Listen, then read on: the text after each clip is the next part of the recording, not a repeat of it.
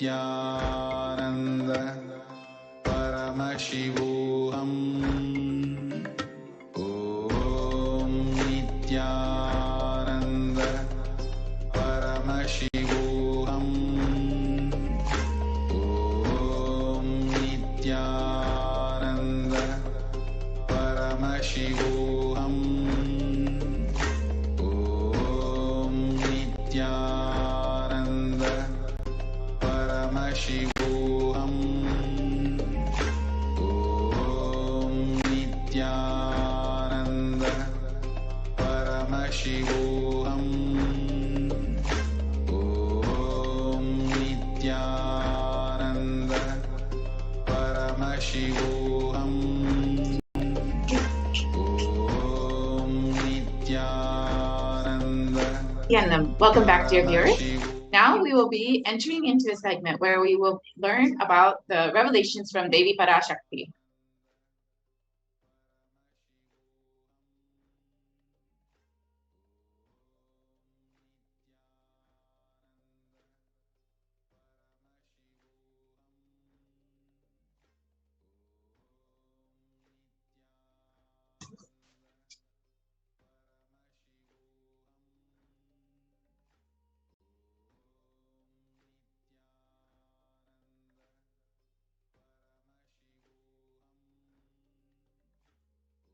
வியாதி நுரையீரல் மட்டுமல்லாது மூளையையும் நசுக்கி மனிதனை ஜடமாக்கி மரணத்திற்குள் தள்ளும் உயிரியல் ஆயுதம் மனிதர்கள் மீது நடத்தப்படும் உயிரியல் போர் இது. நவபாஷாணத்தின் மீது பொழியப்பட்ட நீரும் மஞ்சளும் பாலும் வேம்பு ரசமுமே இதற்கு மருந்து. அதை அருந்தி உடலிலே அதை ஊற்றி நீராடி இருந்தவர்க்கு காவல் அம்பிகையின் சக்தி.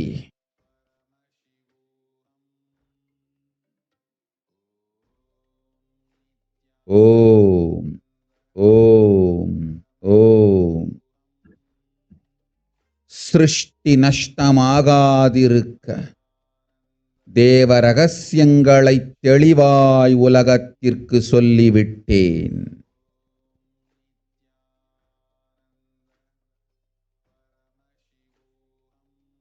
இந்த ரகசியங்கள் எல்லாம் உலகத்திற்கு நாம் நித்யானந்தன் வடிவு கொண்டு சொல்லும் பொழுது எதிரிகள் பெருங்கோபத்தொடு நித்யானந்தன் திருவுருவை அழித்திடாமல் இருந்திடவே அவன் திருவுருவை கைலாயத்திற்கு கொண்டு வந்து பாதுகாப்பாக்கிக் கொண்டு பிறகு இந்த உண்மையெல்லாம் உலகத்திற்கு சொல்லுகின்றேன். அன்னை பராசக்தியும் கூட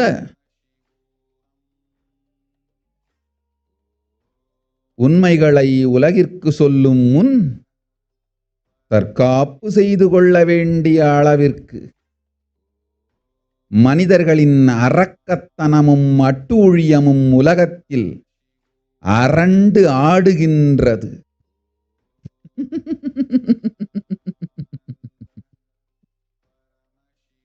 ஓம் ஓம் ஓம் ஓம் ஓம்.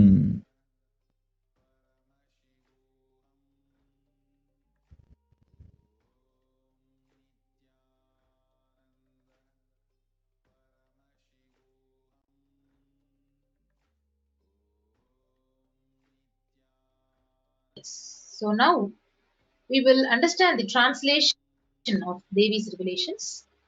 So Devi Parashakti says, you are asking remedy for black fungal disease.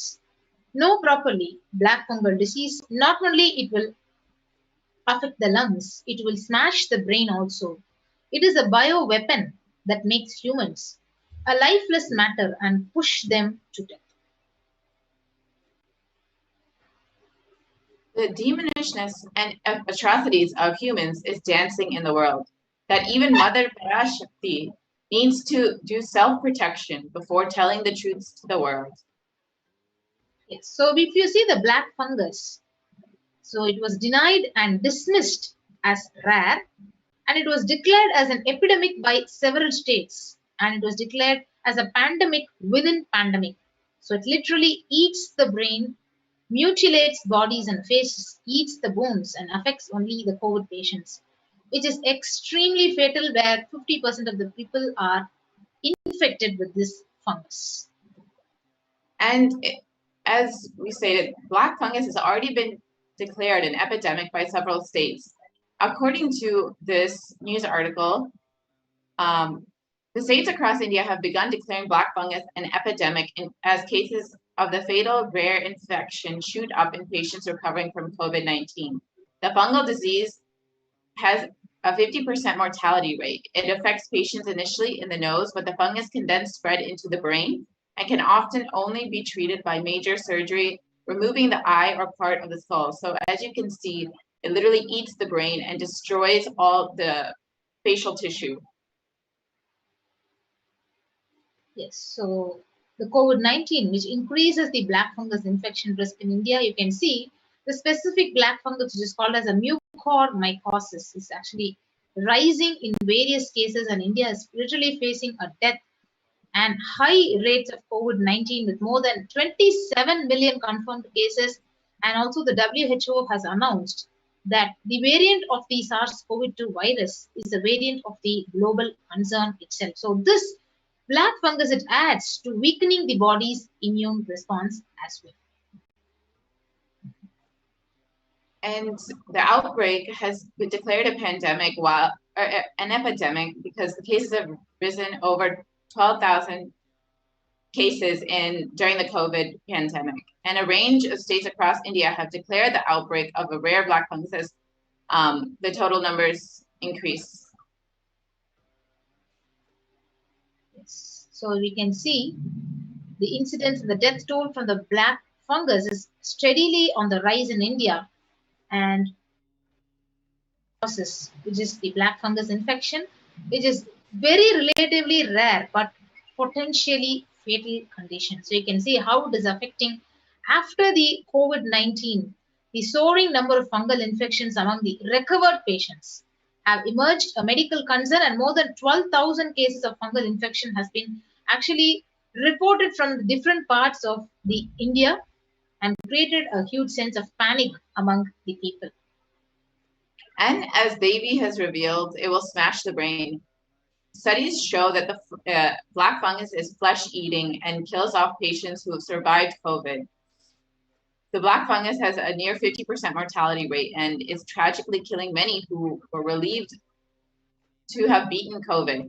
The infection can eat through the skin, soft tissue, or even bones as it attacks the brain or other critical organs. So this is exactly what Devi has revealed in the Akashic readings. So human beings will die like cats and dogs on the streets, and dead bodies floating in large quantity in Ganga. Authorities fudging numbers and underreporting. The dogs which will eat those dead bodies, and because dogs are those eat those dead bodies, they are dying, and the poor human beings eating those dogs dead bodies because they don't have food and they are dying. So this is exactly what Parashakti revealed in the Akashic reading. Devi revealed, I saw clearly dead bodies floating in large quantities in the Ganga. And as you can see, there are numerous dead bodies floating in Ganga, unidentified, and without any proper rituals or burial happening to them. They're just simply floating and contaminating the waters. And you can also see scores of decomposing bodies which are laid uncovered in the Sangam area in the Ganga, and bodies are buried in the sand on the banks of the river in the UP. So for the last 2 to 3 months, people have been burying their dead here, and sand covering the bodies is blown away by strong winds, exposing the decomposed bodies. And predatory birds and dogs gather and feast on the remains of these bodies, and government should make arrangements for proper burial. So that is what is the news. Exactly what Parashakti had revealed is now seen in the Human beings will die like rats and cats on the street. As India, this is what Devi has revealed, and as India is reeling under a massive second wave of the COVID-19 pandemic, the number of deaths has also increased. Such is the situation that crematoriums and burial grounds are packed to capacity. And there have been many reports that many people are not even having a place to cremate their loved ones, and they're just having to be cremated in masses, completely unidentified, without any proper rituals being done for them. so poor human beings eating those dogs, and they don't have food, and the dogs, because they don't have food, they hate it, then they die. So this is what Parashakti revealed, and you can see exactly over 150 COVID dead bodies which are dumped in Ganga, and uh, COVID fatalities were dumped on the banks of the Ganga River, and these bodies will be washed down further and can be eaten by stray dogs, which will further spread coronavirus. So this is the report, exactly what Parashakti revealed, and the report is adding to it. And the dead bodies washed up on the banks of the Ganga were sighted for a second straight day. This is this time in Ghazipur, Uttar Pradesh. The spot is around 55 kilometers upriver from Bihar, where more than 100 bodies were found yesterday, evoking shock and anger. The authorities had argued that the corpses had floated down from Uttar Pradesh, and as their state has no tradition of consigning bodies to water. Yes, so dozens more bodies wash up on the Ganges riverbank. There's one more article which says it down the number, at least 40 bodies were pulled from the river some 55 kilometers downstream from the Ganges. So you can see more and more research the articles, the news articles, which are adding evidence to Devi's revelations. Yes. And the numbers are severely underreported, where earlier reports show that there's only 40 bodies found like this. Later reports are showing, and the photos themselves are showing, more than 400 dead bodies have been found floating in the river Ganga. So just how big could India's true COVID toll be? If you see, the official count is 26.9 million reported cases, whereas the reported deaths are more than 30 million cases. And a conservative scenario where estimated infections and estimated deaths are shown. So India in denial of world's most deadly condition. So you can see the market deaths which are happening and the media which is lying, and the undercounted deaths which are not even reported. And over 2,000 bodies were found in the Ganga, and it has spread to several districts in Uttar Pradesh. And as the Supreme Pontiff of Hinduism has revealed, that if you yourself take a toll of all of your family and friends, every single person has known someone who has died from COVID. Every single person has a family member who has died from COVID, or within their home, within their circle, or within their street. These numbers do not add up to what is being reported in the media. So it's very clear that these numbers are severely underreported despite what the media is saying. So the New York Times says the actual figures reported with higher, with more than half of the Indian population is infected with COVID. So Indian population 136 crore versus 70 crore. The 700 million people are literally infected with COVID-19. And while the media is reporting only 29 million people are infected, the COVID deaths are 14 times higher than the government is reporting. So they're reporting only about 300,000 cases of COVID deaths, but the New York Times is estimating that it's 14 times that. Yes, so now Devi's revelation to the world is COVID is now airborne. So denial and criticism, acceptance as a theory or possibility, acceptance as a fact, a delayed warning issued and criticism for this delayed acceptance. So nobody accountable for the death of millions of people who are dying because of the COVID-19. COVID vaccine is creating variants. So this scientist, a French virologist, has promoted several controversial and unverified claims surrounding vaccinations, homeopathy, and the COVID-19 pandemic. For instance, his criticism of the French government's vaccine program prompted widespread outcry in the scientific community. The letter read, Sorry. Yes. So the Nobel Prize winner, he reveals that COVID vaccine is creating more and more variants of the same COVID-19 virus. So this is one of the news articles which is saying that. So the world's most infectious disease now is airborne. COVID is airborne, just as the Supreme Pontiff of Hinduism has revealed and Devi has revealed. And denied so far and accepted.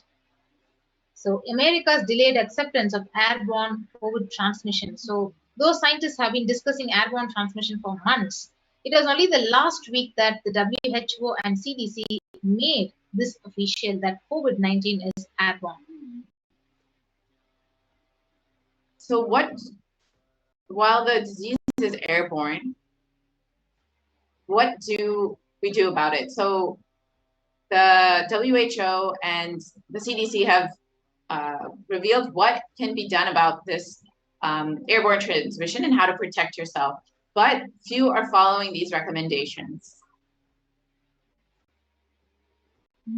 Yes, so when you see the key difference between the droplet transmission and the airborne transmission here. So when a person coughs and sneezes, so it can spread the droplets of saliva and mucus where it is more than 5 microns. So, but when it is airborne, these tiny particles which are produced by talking, they are suspended in the air for longer and they literally travel further. So the size of the droplet is literally lesser than 5 microns, which is more dangerous than the droplet transmission itself. So it is literally, we are in a severe threat when it is more airborne. And home quarantine is not possible in India. This has been repeated again and again by the Supreme Pontiff of Hinduism and Devi. And this news article in ET Prime has revealed that home quarantine is prime reason for a large number of deaths in Assam. And the Chief Minister of Assam has said that the home quarantine is one of the prime reasons for the large number of COVID deaths during the second wave. And they have witnessed over 92 deaths, which is the highest in a single day of deaths. And we have seen more death cases are happening from home isolation, as several people do not keep oximeters and some do not read the counts in the meter properly. So despite people home quarantining, it is not helpful for them. It is actually causing an increase in the number of deaths. So you can see the news where Maharashtra ends isolation in 18 districts. So patients from these districts have to go to the quarantine center because almost this home quarantine is becoming impossible in the Indian states, where it literally says that people live in crowded areas and this home quarantine is impossible for this COVID-19. So why 41% of the houses have just a single room, which is shared by about 5 people. So this is why home quarantine is not possible within these crowded Indian homes. They don't have a single exclusive living room and they accommodate 5 people for that one room. And 32% of households have 2 rooms, and adding to those woes is the fact that only 47% of households have access to water within the premises, and 42% don't have a bathing facility. So the hygiene is very poor in most places within these crowded cities. You can see the self-isolation for COVID-19 is impossible for 40% of the Indian families. So this very clearly proves that the home quarantine is literally impossible in India, as how Devi Parashakti she revealed this earlier itself.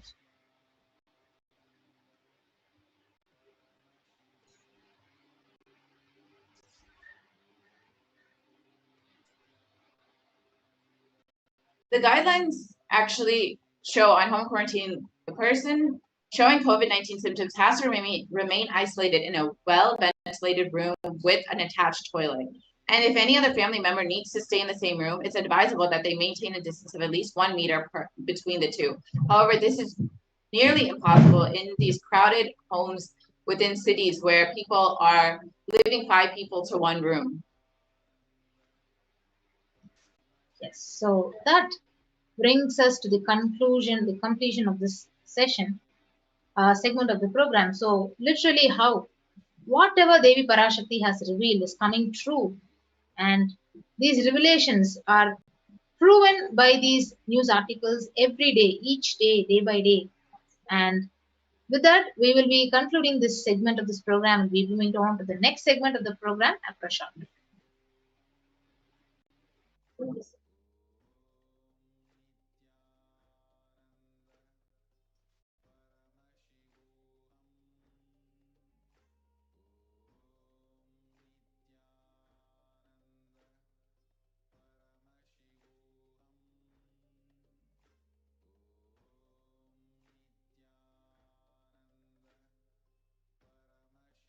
So I request the NTV operator.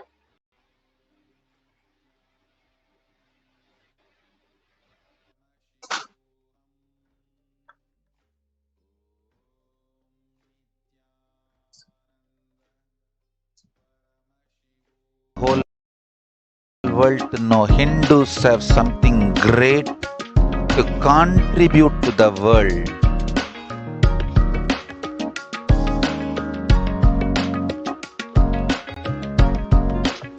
We have something great to contribute to the world. Let us do that.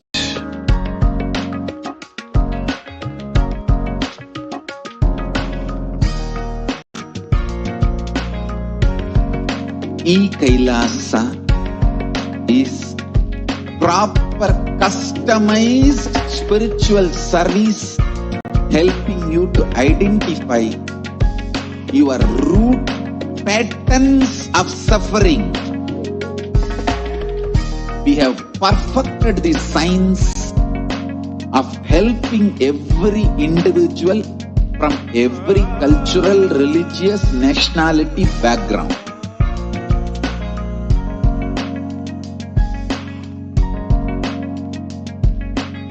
You will have lowest reactionary assumptions, highest awakened response, alive response for life continuously.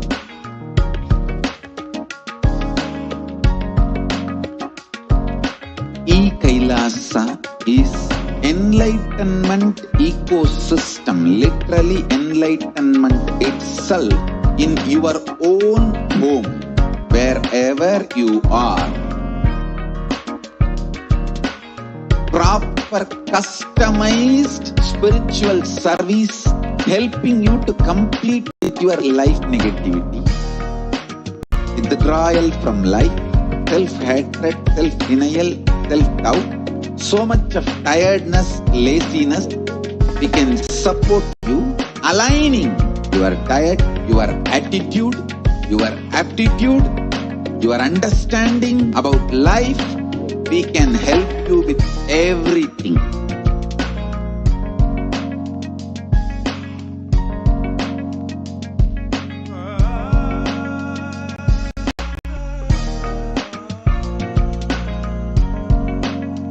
If you are interested in enlightenment, we will immediately bring this to you.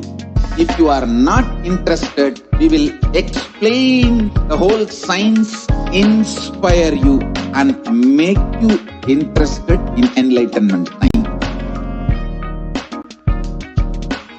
We need to cater this enlightenment science to the whole world wherever they are, because enlightenment is the birthright of all human beings. Kailasa is responsible to provide that to all human beings.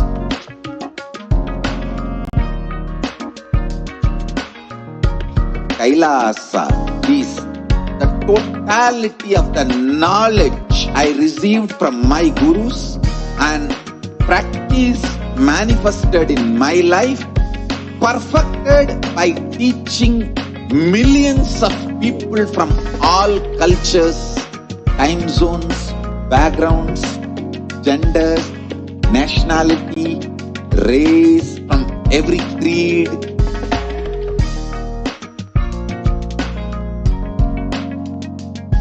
So this absolutely perfected knowledge available to you, served to you in your home without even you moving out of your couch, free of cost.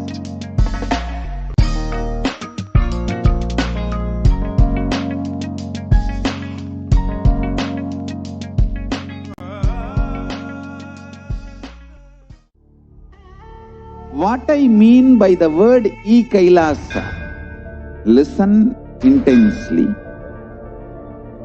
Enlightenment ecosystem, literally enlightenment itself, in your own home, wherever you are.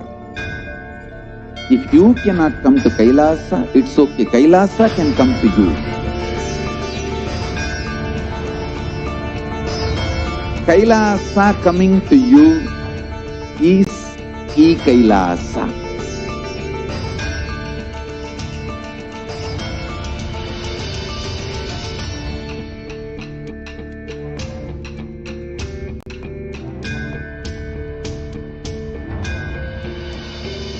I will revive Hinduism. I am a Hindu revivalist, not by any revolution, but by evolution.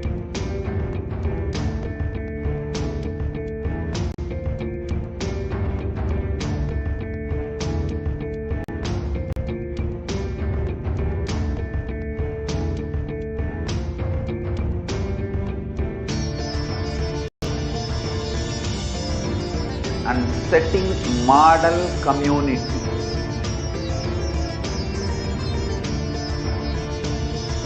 Kailasa, enlightenment ecosystems, Sarvanya Peethas all over the world.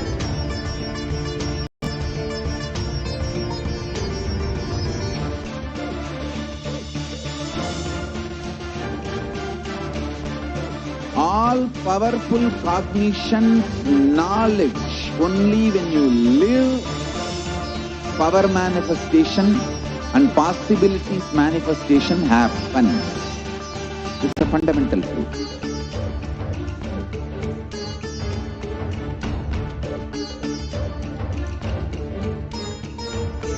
Hinduism cannot live exclusively as one sampradaya. No. All sampradayas of Hinduism is an ecosystem.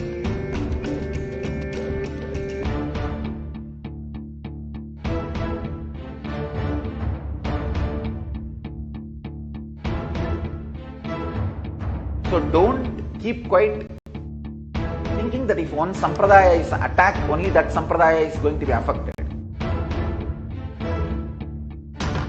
All of us are ecosystems.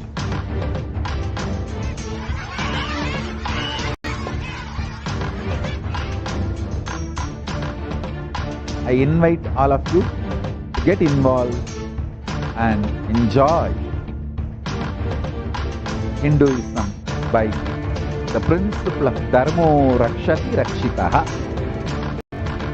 When you protect Dharma, Dharma protects you. We will make the whole planet flourish spiritually. The spiritual prosperity will happen to the whole planet.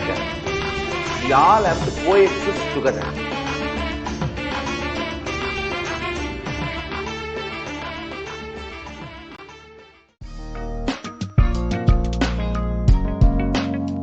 We get you health. We get you ability to build beautiful relationships in your life. We get you direct spiritual support, and we make sure you become wealthy.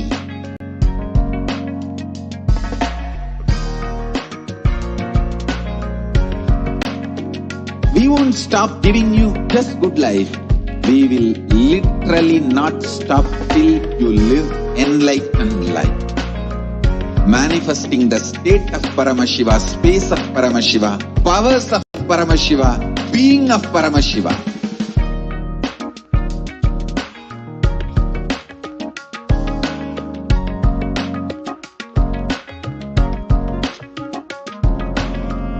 Whole world should become Kailasians. I want the whole world to know Hindus have something great to contribute to the world.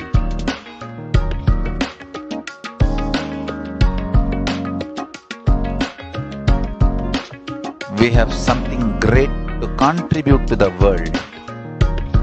Let us do that.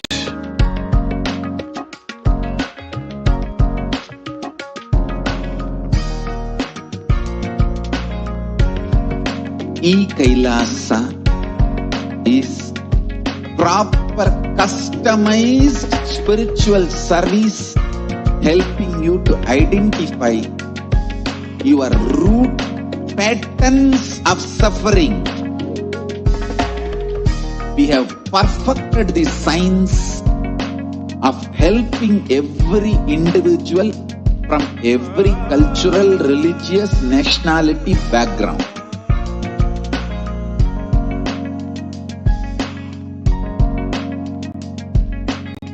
You will have lowest reactionary assumptions, highest awakened response, alive response for life continuously.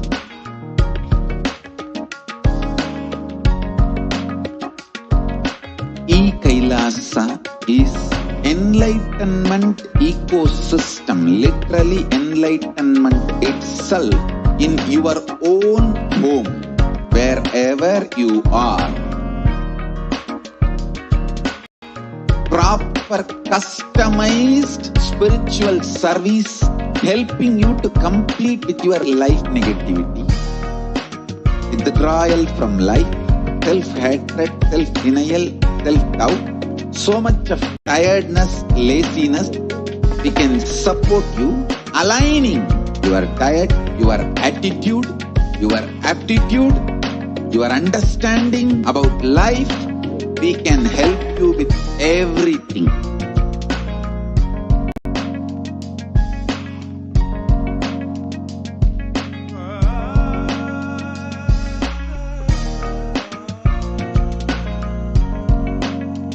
If you are interested in enlightenment, we will immediately bring this to you. If you are not interested, we will explain the whole science, inspire you and make you interested in enlightenment time. We need to cater this enlightenment science to the whole world wherever they are, because enlightenment is the birthright of all human beings. Kailasa is responsible to provide that to all human beings.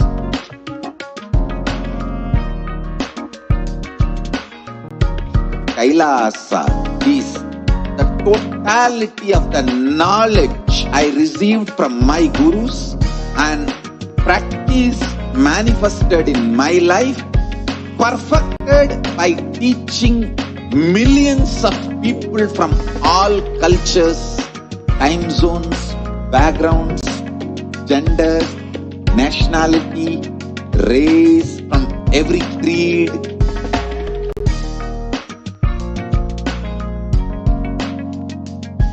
So this absolutely perfected knowledge available to you, served to you in your home without even you moving out of your couch, free of cost.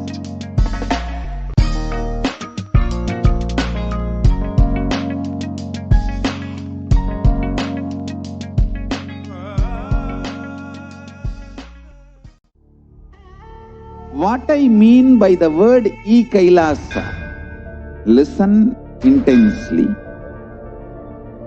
Enlightenment ecosystem, literally enlightenment itself, in your own home, wherever you are.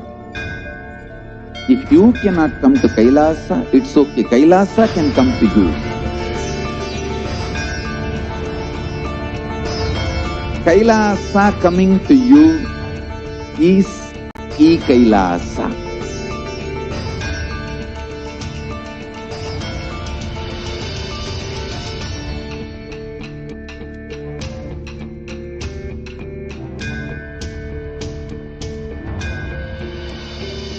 I will revive Hinduism. I am a Hindu revivalist, not by any revolution, but by evolution.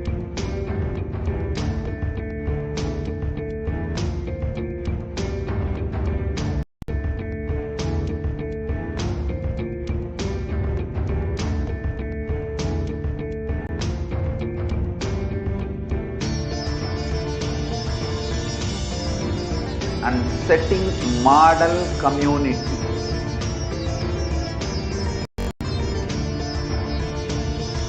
Kailasa, enlightenment ecosystems, Sarvanya Peethas all over the world.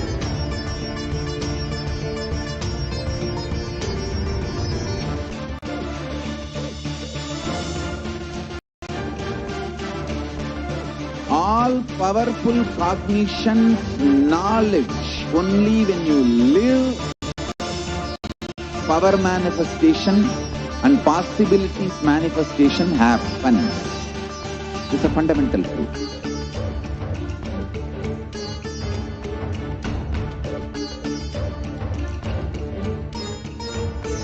Hinduism cannot live exclusively as one sampradaya. No. All sampradayas of Hinduism is an ecosystem.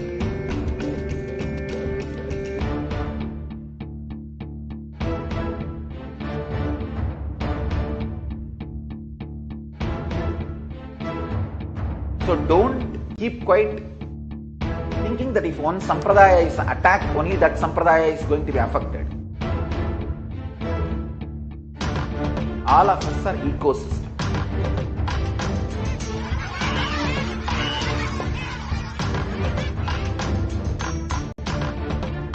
I invite all of you to get involved and enjoy Hinduism by the principle of Dharmo Rakshati Rakshitaha. When you protect Dharma, Dharma protects you. We will make the whole planet flourish spiritually. The spiritual prosperity will happen to the whole planet. We all have to coexist together.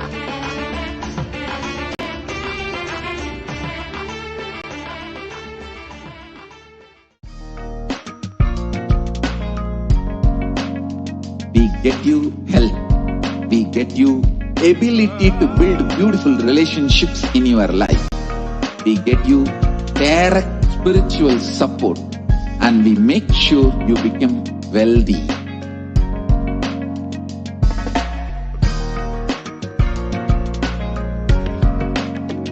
We won't stop giving you just good life. We will literally not stop till you live enlightened life. Manifesting the state of Paramashiva, space of Paramashiva, powers of Paramashiva, being of Paramashiva.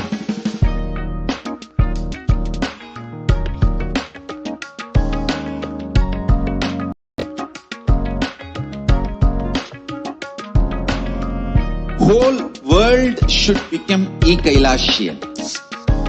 I want the whole world to know Hindus have something great to contribute to the world.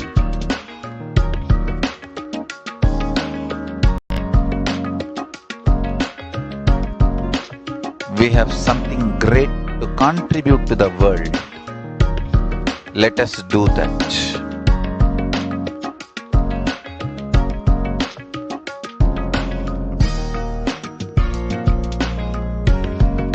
Kailasa is proper customized spiritual service helping you to identify your root patterns of suffering. We have perfected the science of helping every individual from every cultural, religious, nationality background.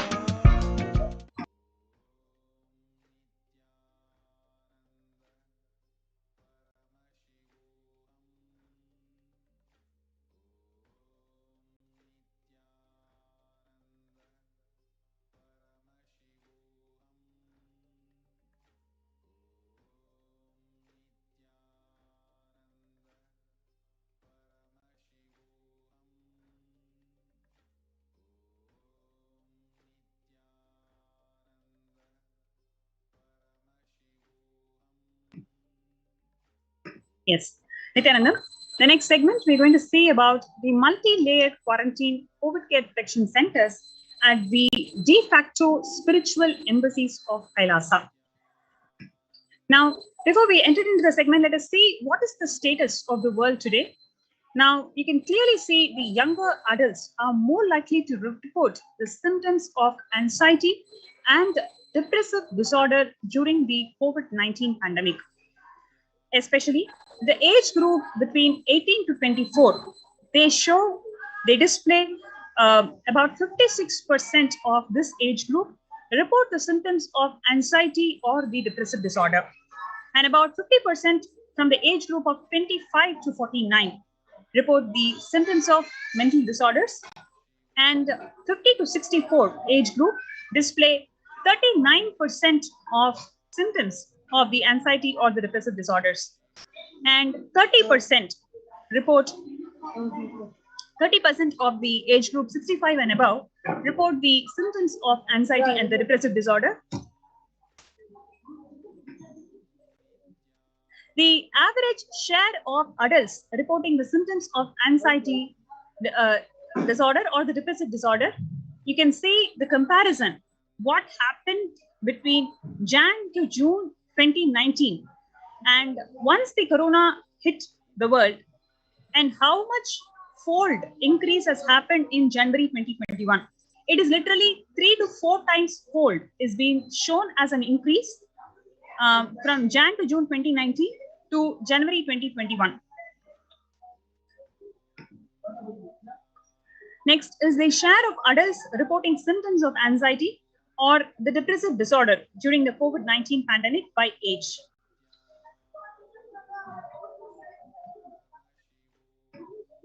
Next, how are you feeling? What employees say they feel more than half the time at work. How this pandemic has affected people, working class people. How do they hold themselves? What are they feeling about themselves? If you see, more than 34% of them feel extremely tired, more than what they go through in the work, how they are handling the work pressure. More than that, they are actually feeling stressed and tired.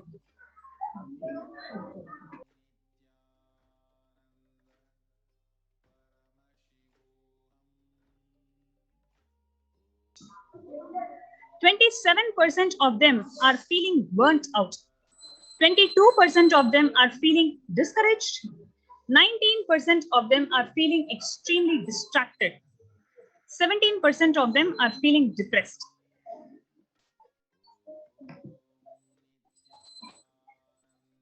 COVID-19 is a significant stressor for most of the Americans.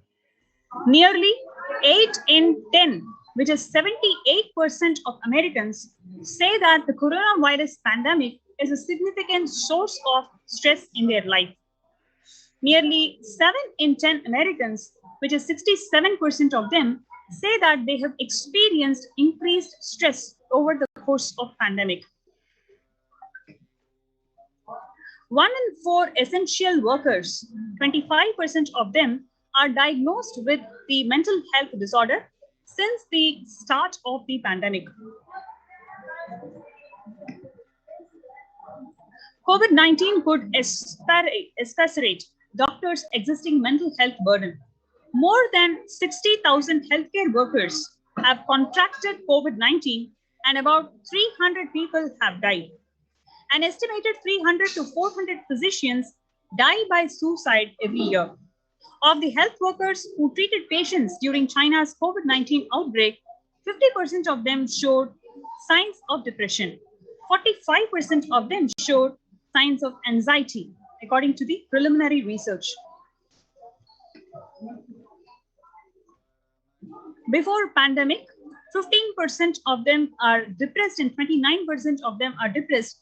This has been reported on the pregnant women, especially the mental health of the pregnant women. If you see, before the onset of this pandemic, 15% of them are reported the symptoms of depression and 29% of them have reported the symptoms of anxiety.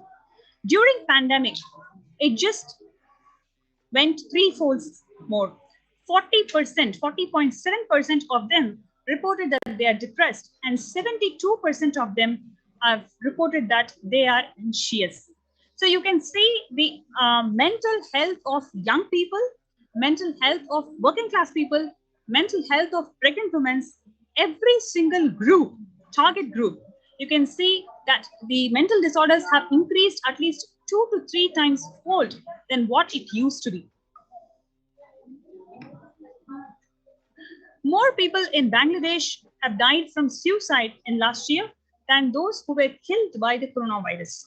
That is exactly what we are seeing in the stats also. So more than the people who are getting affected directly by the disease, the whole lockdown, quarantine practices, the impact of economy in the country and in the world, all of this has got impact on different levels, especially emotional levels of the people. That is why if you take any target group, whether it is young people, whether it is pregnant women, students for that matter, working class, every single target group is extremely affected with the mental disorder. How they have to hold themselves during this pandemic is unknown to them, because this is not a straightforward pill that you can take and you can be out of anxiety or depression. It needs real life solutions.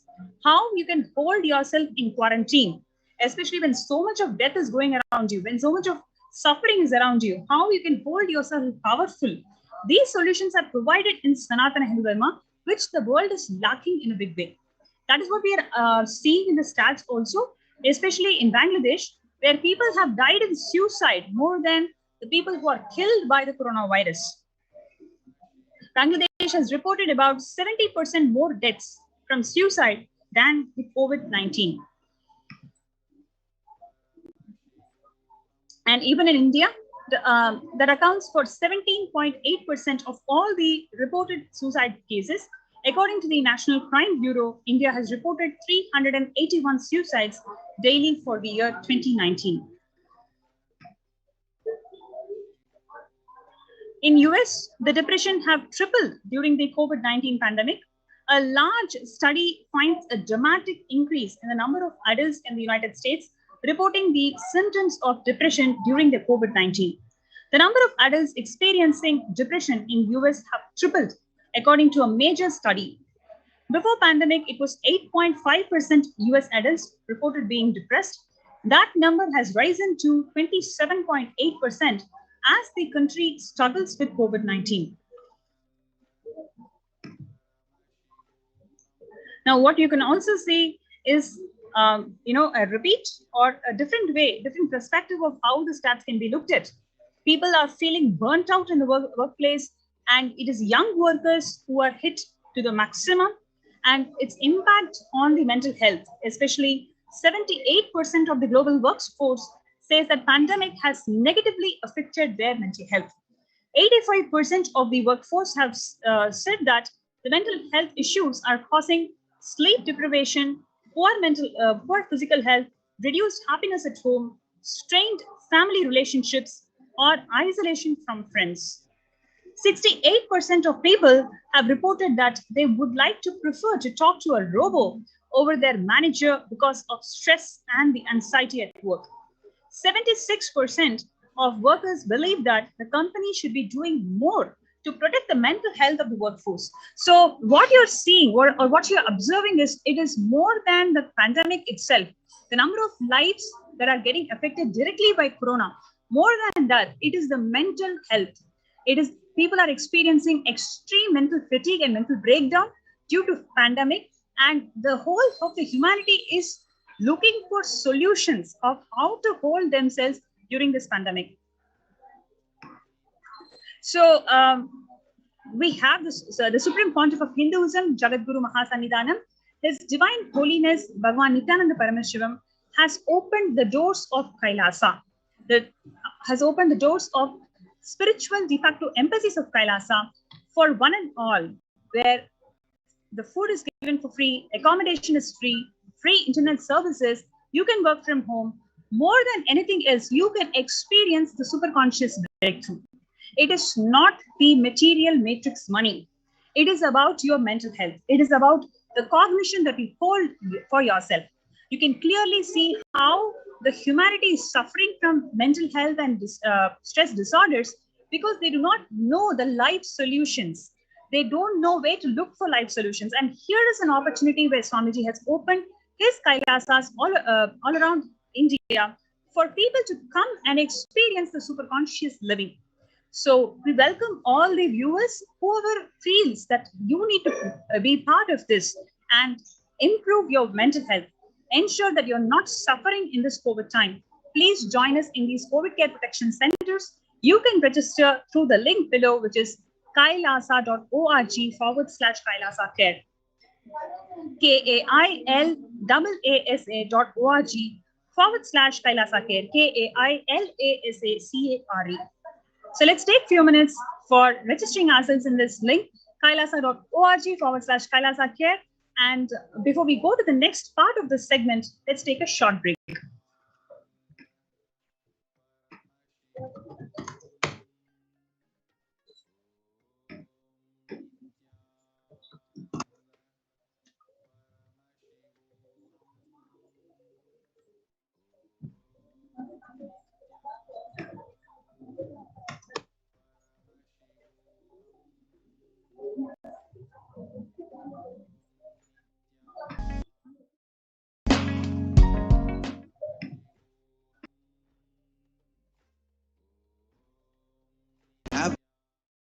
Lowest reactionary assumptions, highest awakened response, alive response for life continuously.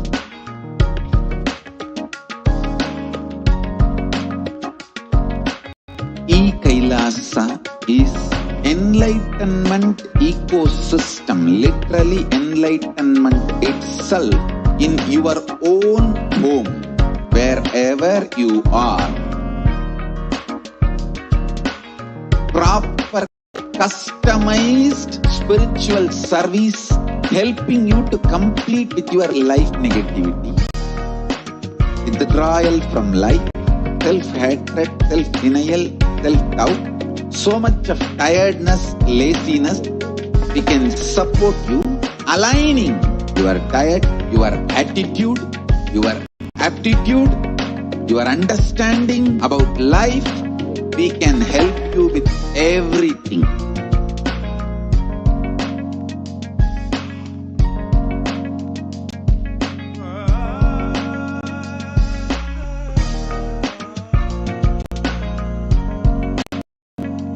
If you are interested in enlightenment, we will immediately bring this to you. If you are not interested, we will explain the whole science, inspire you and make you interested in enlightenment time. We need to cater this enlightenment science to the whole world wherever they are, because enlightenment is the birthright of all human beings. Kailasa is responsible to provide that to all human beings.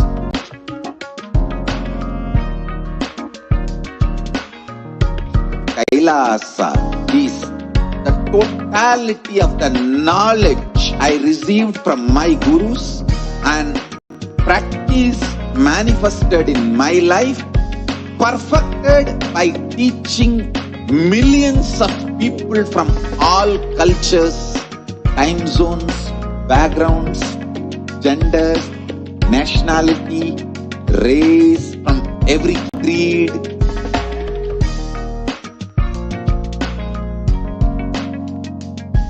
So this absolutely perfected knowledge available to you, served to you in your home without even you moving out of your couch, free of cost.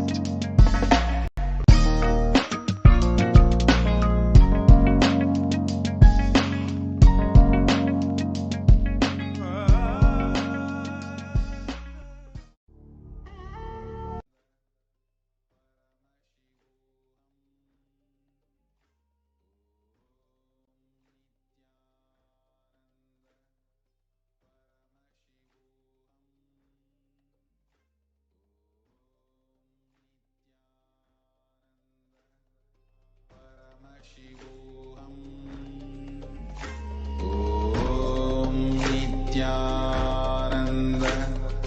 Paramashivoham. Yes. Next.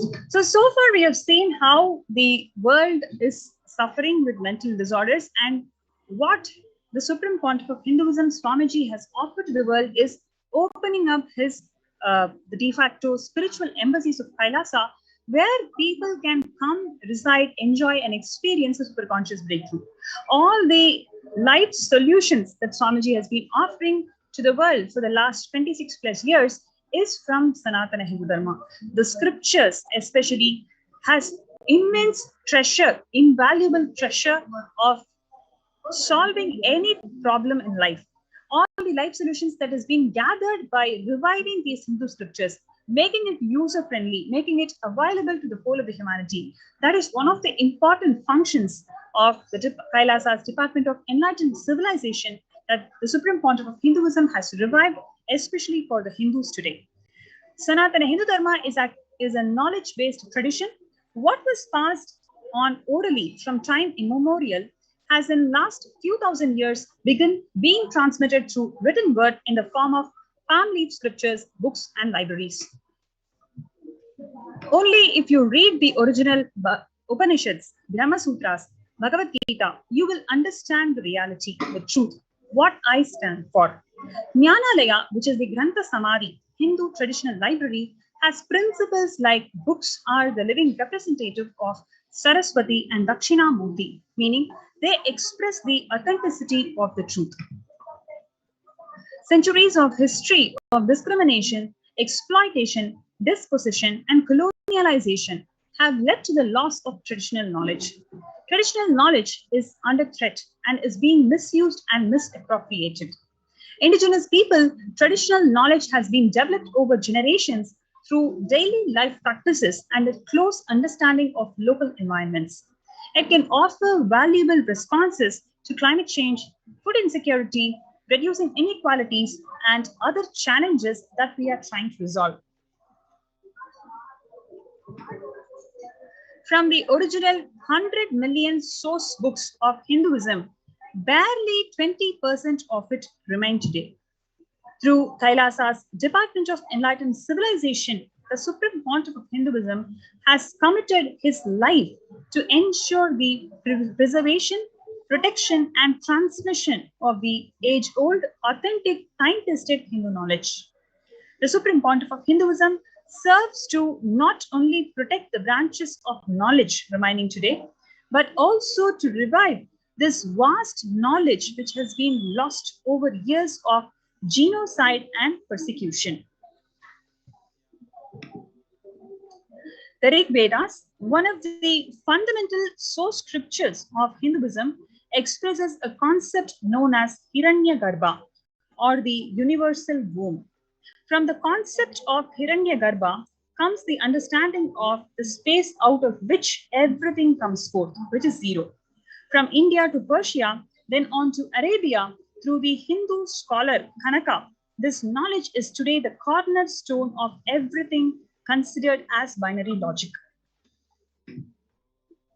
The traditional Hindu form of medical diagnostics and treatments, with its roots in Hindu scriptures and references in chapters of Rig Veda, it stands as the oldest living medicinal system still being used and practiced today.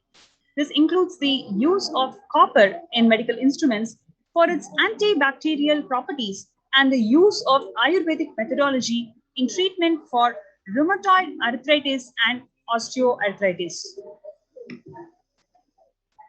An ancient Hindu literature detailing the science of astronomy, including the speed of light, distance from the sun, diameter of the earth, and the planetary orbitals long before the recent understanding of modern optics. Yoga.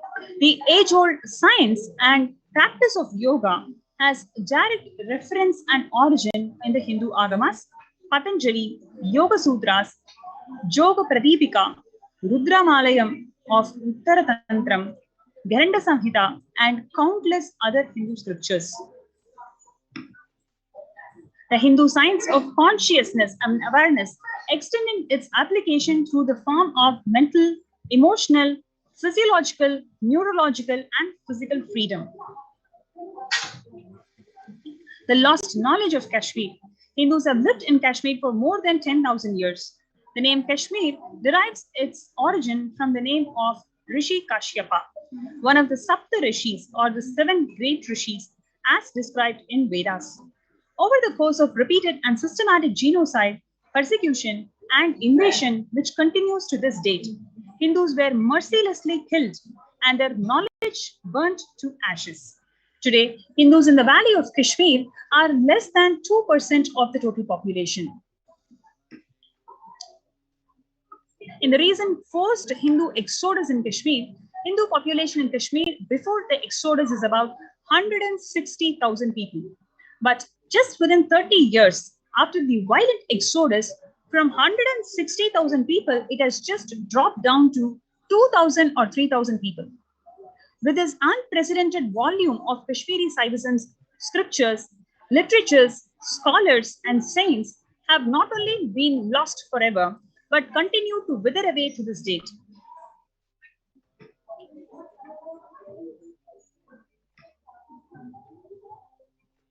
Nalanda University served as the global hub of knowledge for nearly 800 years. The temples, laboratories, monasteries, and 9-story library of Nalanda University, also known as Dharma Gunj or Mountain of Truth, attracted scholars from all over the globe. The Nalanda University burned continuously for 6.5 months in 11th century. Thousands of students were murdered, thousands were more beheaded. Millions of manuscripts and thousands of sincere scholars who can never be replaced. The Supreme Pontiff of Hinduism, Jagadguru Mahasannidhanam, His Divine Holiness Swamiji, has taken up the mission to revive the world's lost wisdom, ancient sciences, and indigenous knowledge traditions for the benefit of humanity through Kailasa's Nithyananda Hindu Library. Now let us look into some of the achievements from the Department of Enlightened Civilizations, the Nithyananda Hindu Library.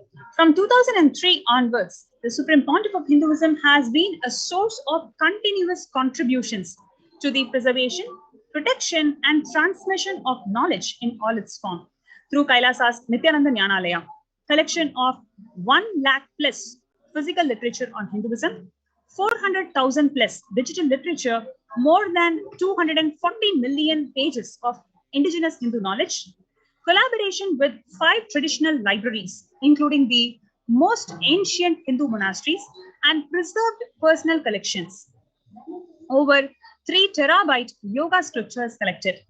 World's largest collection of Shaiva Agamas. World's largest collection of Kashmiri Saivism scriptures. The collection of 31,000 plus traditionally preserved palm leaf manuscripts and in-house palm leaf printing for translating digital literature into traditional palm leaf script. Thousands of recovered ancient scriptures translated in a user-friendly way. for the man on man through more than 500 plus publications that are being translated into 27 different languages. The digitization of 600,000 plus pages of indigenous Hindu literature, setting in-house server and storage to host over 120 terabytes of digitized literature. And what is the mission and the vision of Kailasa's Nithyananda Hindu Library? It houses 50 million people, 50 million books, 3 million manuscripts on Hinduism, 2 million source books on Hinduism, and world's largest Vrinda Samadhi, which is nothing but the living deity in the form of scriptures. The state-of-art library that spreads across 10 million square feet, 230 acres, using software-based automated library management, establishing world's largest digital library of Hinduism books and manuscripts. And here you have seen the huge vision that the Supreme Pontiff of Hinduism is carrying to revive the authentic Hindu scriptures. But on the other hand, we have this Hindu persecution, where we are seeing how these invaders have attacked and destroyed the authentic Hindu scriptures. Because once you destroy these authentic Hindu scriptures, you're destroying the very roots of Hinduism. You're destroying the very authenticity of Hinduism. You're destroying the very core of Hinduism, where people cannot relate back to their roots. So that is what the invaders used as a strategy to destroy the libraries. If you take the example of Muhammad bin Bakhtiar Khilji, who was involved in burning of the Nalanda University, that literally burned more than 6 months. And you have the you can just see the number of colleges and in various districts in 1830. In 18th century, look at the number of colleges and educational institutions just in Tamil Nadu. It is so huge. So you can very well understand the way the Hindu system of education was widespread. It was available to one and all. That is why so many number of educational institutions are able to thrive in 18th century itself. But what happened after that? You can clearly see the number of schools, total number of schools per 10,000 of population, how much it decreased. It is like exponentially, it was decreasing over the time. Just within 30 years, once after the Mekale system of education was introduced, how this whole right to education was curbed from the Hindu population. It is our right to educate ourselves the Hindu way. When this right was curbed from us, how the society suffered, how many people became illiterate. Even till today, there are so many thousands of people who do not have the basic education in India. That is because of this destruction that happened over a span of 30 years, when they have disassociated Hindus from their way of education.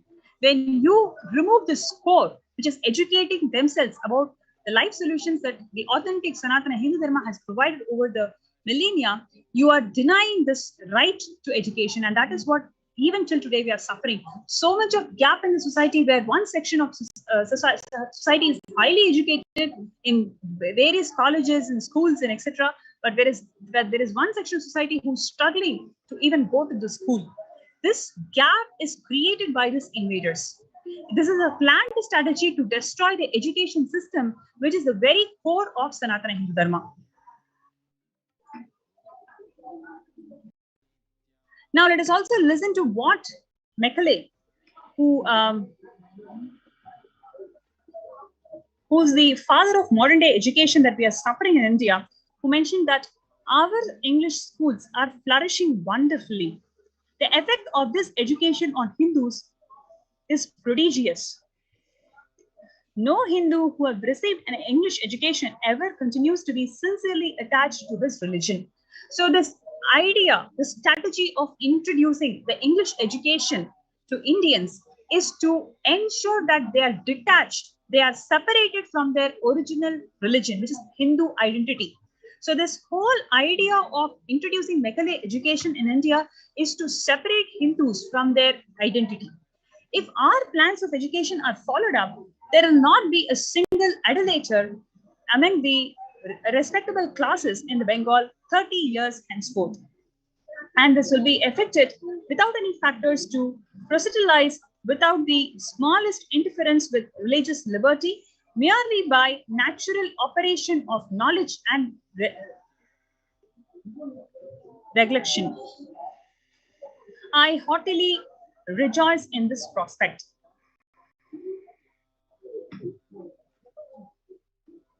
So if you want to summarize the total attack on the Hindu source scriptures, almost 100% of the Hindu universities are destroyed. 8 major libraries, including Nalanda, Takshashila, Vikramashila, with millions of people, and the source scriptures are destroyed. There are more than 2 million temples in India, but you cannot find a single temple with library.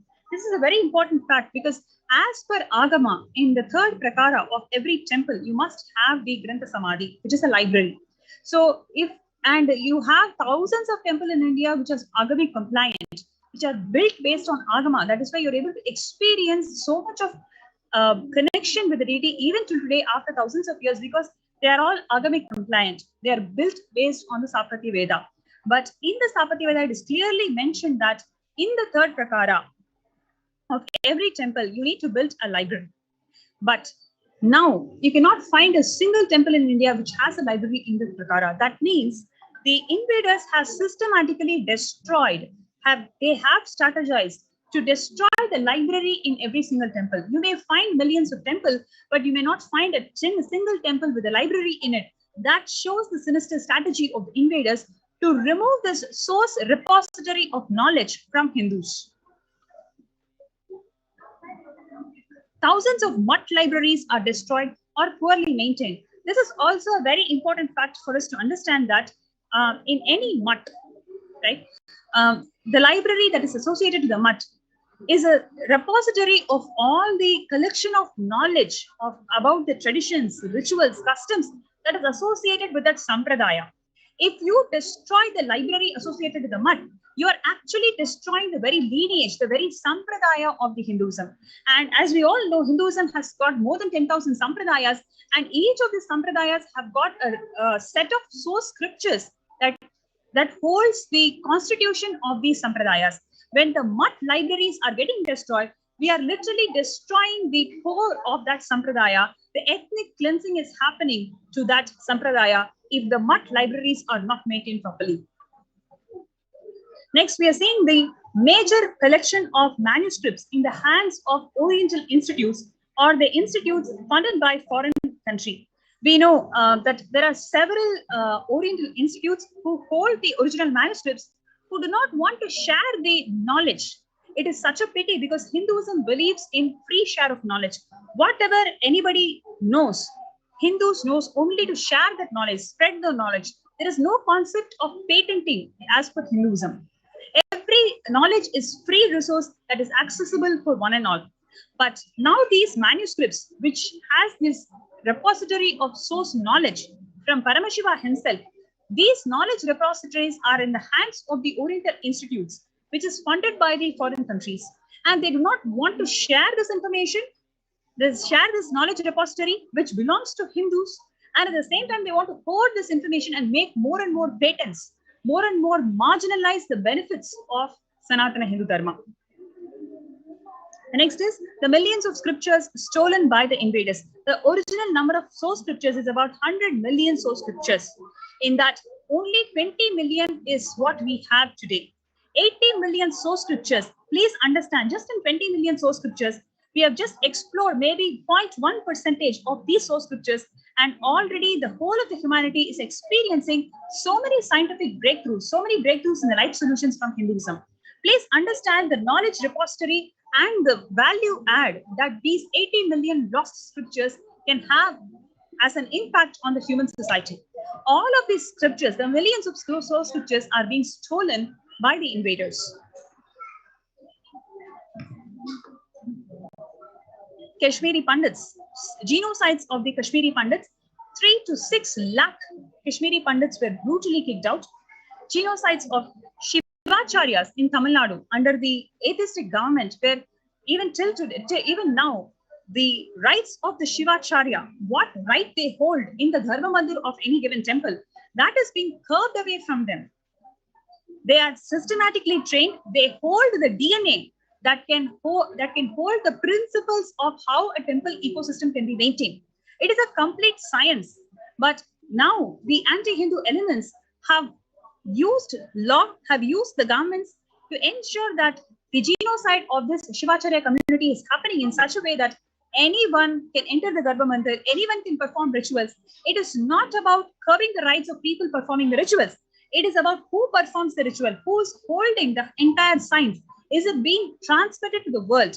The genocide of this Shivacharya community is happening right now in Tamil Nadu under the atheistic government.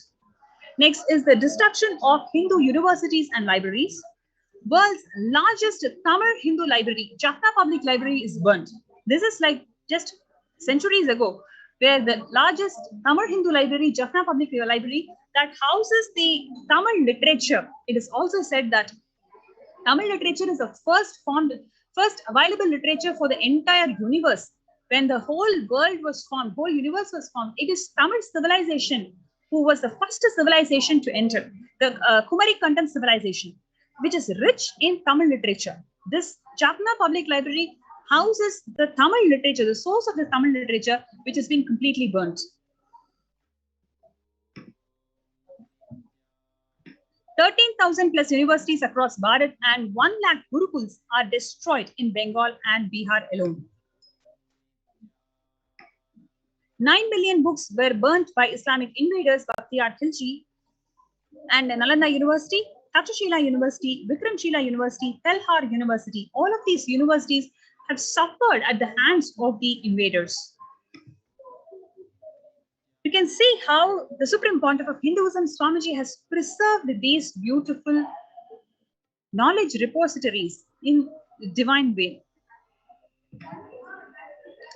So you have this opportunity to be part of this COVID care protection centers where you can learn about these Hindu scriptures and where you can learn and experience life solutions from these Hindu scriptures. What the invaders have done to destroy the identity of Hindus by destroying these Hindu scriptures is enormous. And it is the efforts of the Supreme Pontiff of Hinduism through the Nithyananda Hindu Library who has revived these sciences, made these manuscripts user-friendly, made these manuscripts offer life solutions to the humanity. So come and experience these life solutions because that is what the world needs today. In this pandemic, COVID pandemic 19, it is not the death due to pandemic. It is the mental disorders that the humanity is suffering from, which is enormous. There is no solution for any of it. It is the life solutions provided by Sanatana Hindu Dharma through these authentic Hindu scriptures, which can help you out. So join our COVID care protection centers. You can register yourself in kailasa.org/Kailasa care, kailasa.org/KAILASACARE. Let's take a few minutes to register ourselves in this link.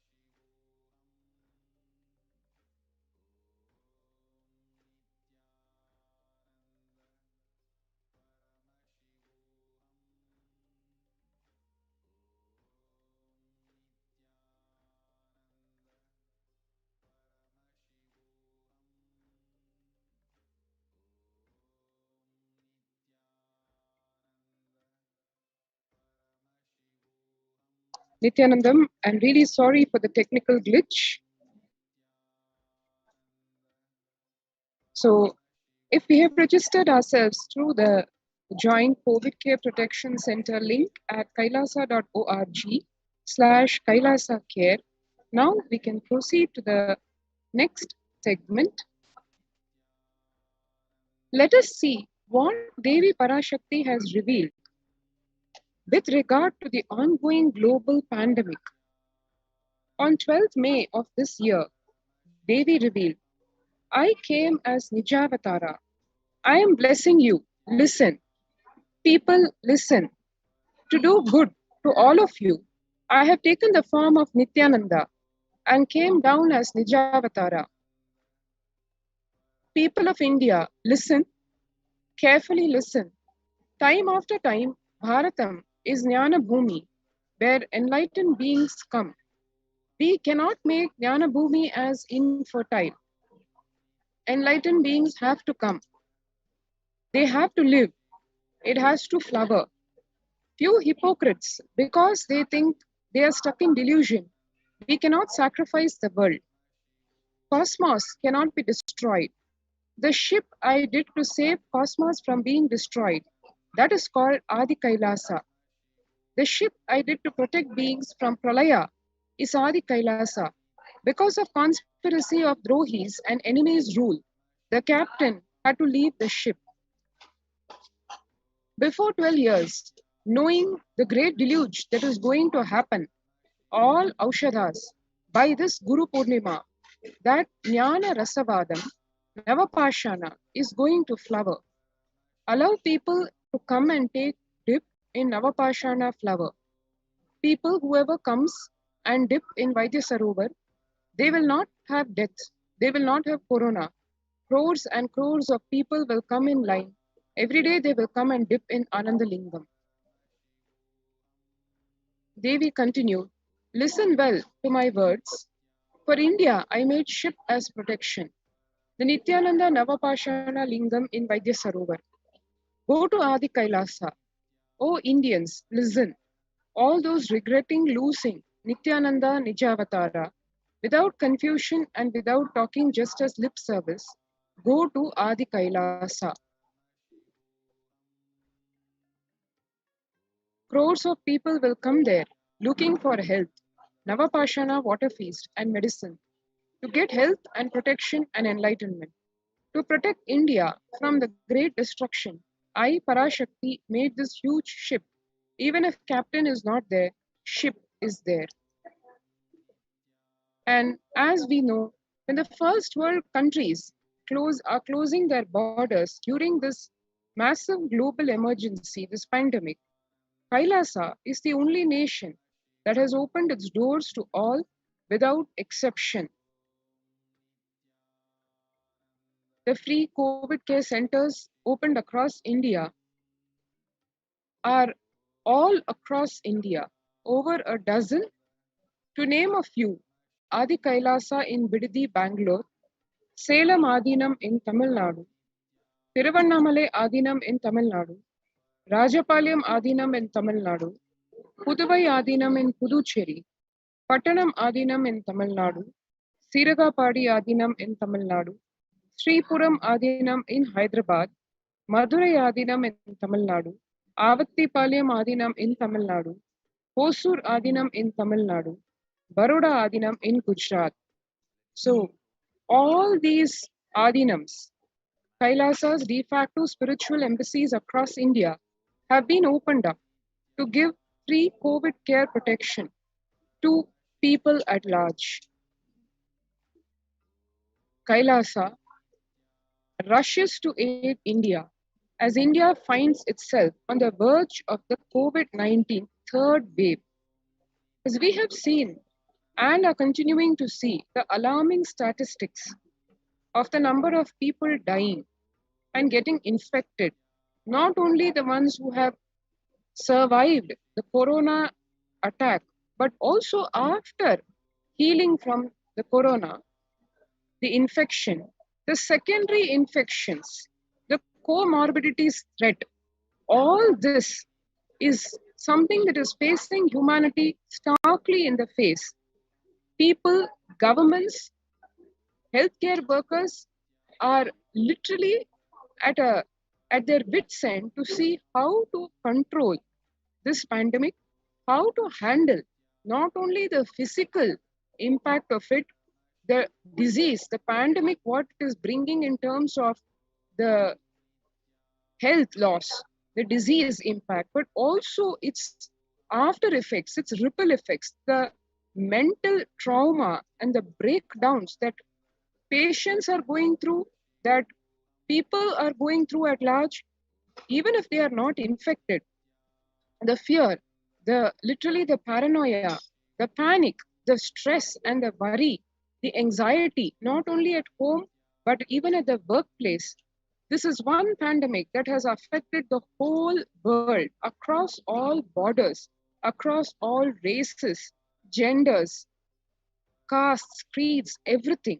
Every single person being impacted in one way or the other in such multi levels.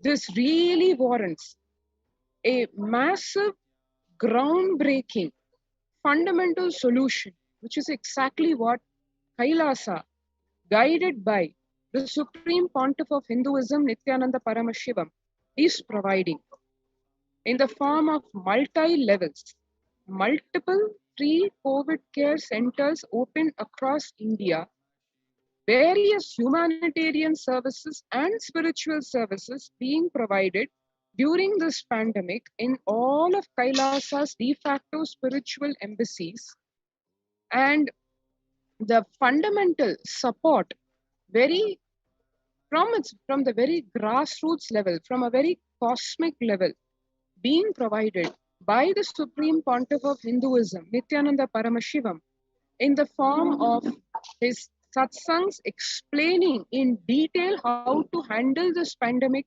in multiple levels, as well as the cosmic revelations given in the form of the Devi Parashakti Akashic readings, which are being shared with the whole world, with whole of humanity, to grace this planet with the benevolence of the Divine Mother and the guidance that she is providing, that Devi Parashakti is providing for all her children, which includes all beings, sentient and non-sentient, not just human beings, all living beings, and every single being that is inhabiting this planet on the lines of what the Veda Agamas reveal, that all that exists is energy.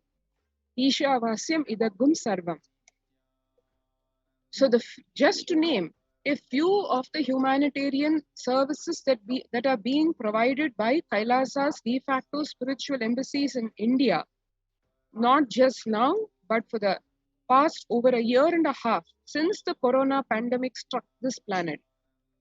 Medical care in the form of allopathy, Ayurveda, Siddha, naturopathy medicines, spiritual counseling being provided to one and all on a free basis to avoid, to prevent the huge mental breakdown crisis that is being faced by people and the alarming rate of suicide increase that we are seeing because of this corona pandemic, because of the stress levels, fear levels, how to handle fear, how to handle stress, how to overcome these suicidal patterns of the pralaya. All this is being shared with all people without any bar or discrimination by Kailasa's volunteers day and night. The infrastructure to accommodate thousands of people is already ready and has been opened out across the de facto spiritual embassies of Kailasa across India. The accommodation is as guided by Devi Parashakti and as explained by the Supreme Pontiff of Hinduism, Nithyananda Paramashivam, in the form of multi-layer quarantine, as has been admitted by even governments worldwide. Home quarantine is not an option that is being feasible, that is actually doing what its intended job was, which is to restrain the pandemic's outbreak.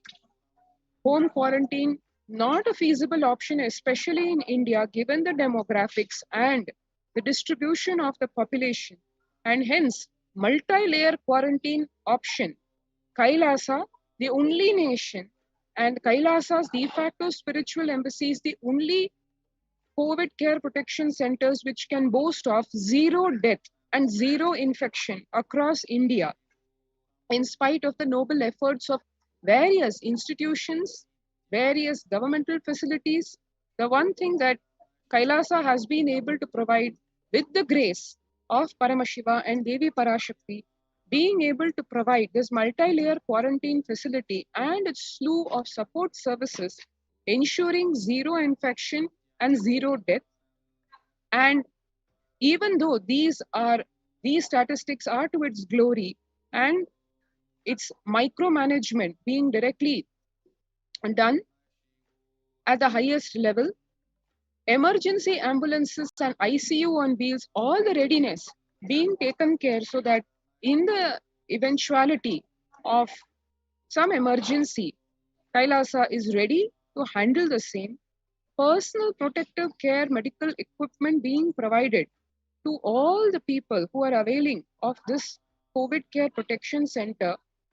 Food security management being provided through food banks, organic farming being practiced so that the de facto spiritual embassies of Kailasa across India are self-sufficient, not only self-sufficient, but also able to provide, as per the Veda Agama's injunctions, organic, sattvic, nutritious food, which is based fundamentally on ahimsa or non-violence to one and all, not just to human beings, but to one and all. So, if you would like to avail of these protection care center and align to what Devi Parashakti has revealed in extreme detail, how to handle this COVID-19 pandemic, and the only priority, as Devi has said, to keep oneself alive till the end of this year, please register yourself now through this link, kailasa.org/kailasacare. Let us take a few minutes to register ourselves through this link right now.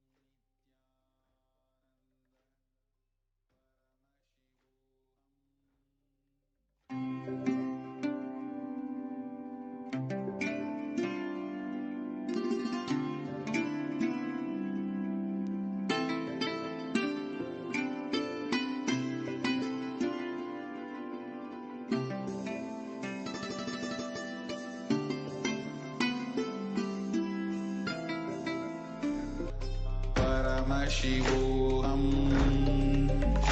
Om Nithyananda Paramashivoham. Om Nithyananda Paramashivoham. Om Nithyananda Paramashivoham. Nithyananda Paramashivoham. Om Nithyananda Paramashivoham. Om Nithyananda Paramashivoham. Om Nithyananda Paramashivoham.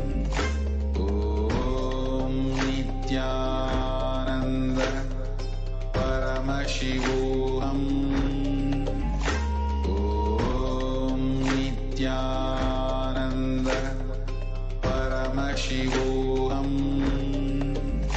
Om Nithyananda Paramashivoham. Om Nithyananda Paramashivoham. Om Nithyananda Paramashivoham. Kailasa. Listen intensely. Enlightenment ecosystem, literally enlightenment itself, in your own home, wherever you are. If you cannot come to Kailasa, it's okay. Kailasa can come to you. Kailasa coming to you is E-Kailasa.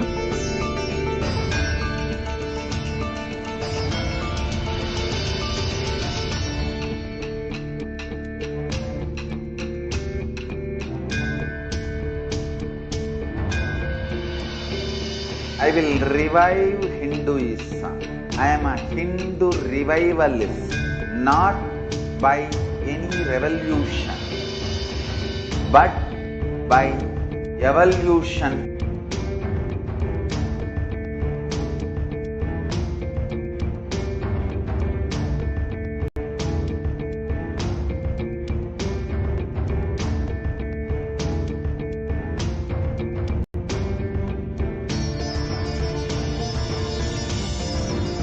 And setting model community.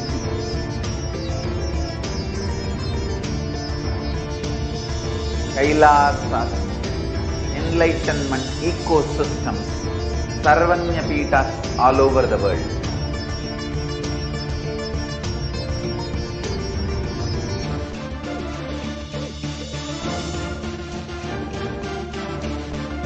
All powerful cognition, knowledge, only when you live, power manifestation and possibilities manifestation happens. It's a fundamental truth.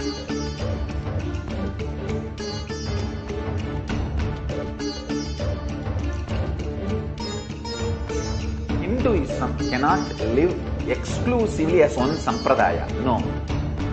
All sampradayas of Hinduism is an ecosystem.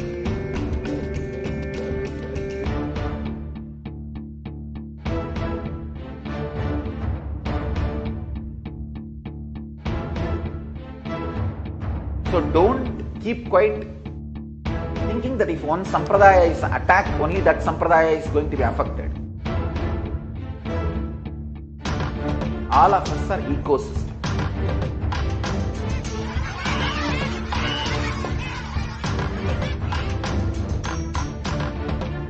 I invite all of you to get involved and enjoy Hinduism by the principle of Dharmo Rakshati Rakshitaha. When you protect Dharma, Dharma protects you. We will make the whole planet flourish. We all have to coexist together.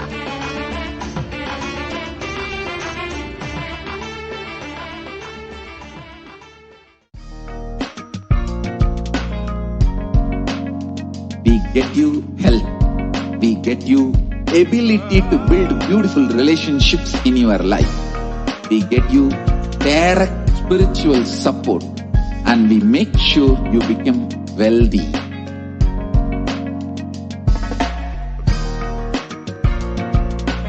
Stop till you live enlightened life.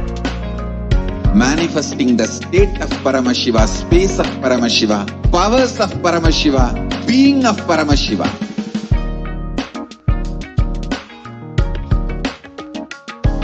E-Kailasians. I want the whole world to know Hindu serves. Om Nithyananda Paramashivoham. Om Nithyananda Paramashivoham. Om Nithyananda Paramashivoham. Om Nithyananda Paramashivoham. Contribute to the world.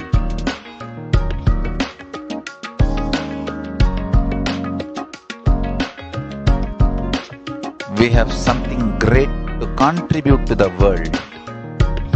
Let us do that.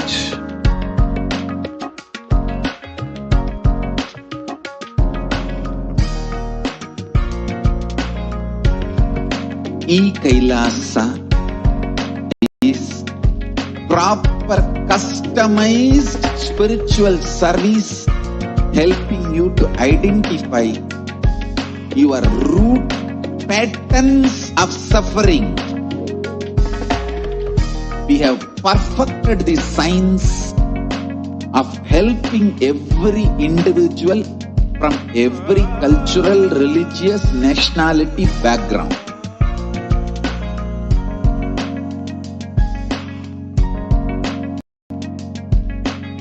You will have lowest reactionary assumptions, highest awakened response, alive response for life continuously.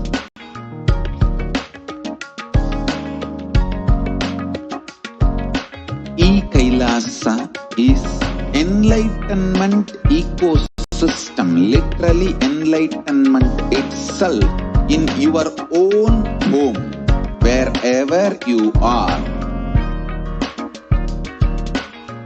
Proper customized spiritual service helping you to complete with your life negativity, withdrawal from life, self-hatred, self-denial, self-doubt, so much of tiredness, laziness. We can support you aligning your diet, your attitude, your aptitude, your understanding about life. We can help you with everything.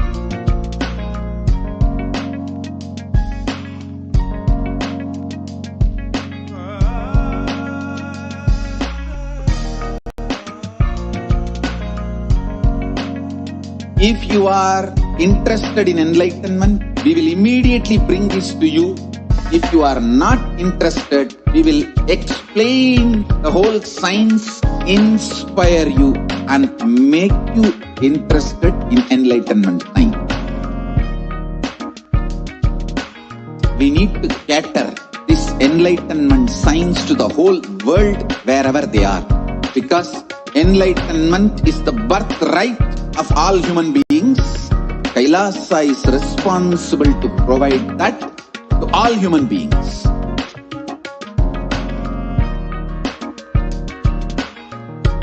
Kailasa is the totality of the knowledge I received from my gurus and practice manifested in my life, perfected by teaching millions of people from all cultures, time zones, backgrounds, genders, nationality, race, from every creed.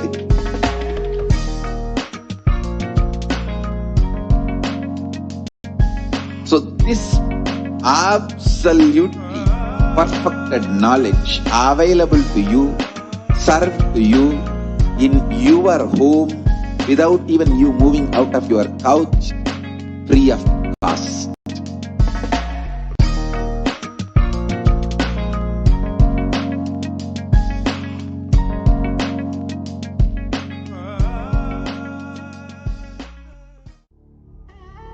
What I mean by the word Kailasa, listen intensely. Enlightenment ecosystem, literally enlightenment itself in your own home, wherever you are. If you cannot come to Kailasa, it's okay. Kailasa can come to you. Kailasa coming to you is Kailasa.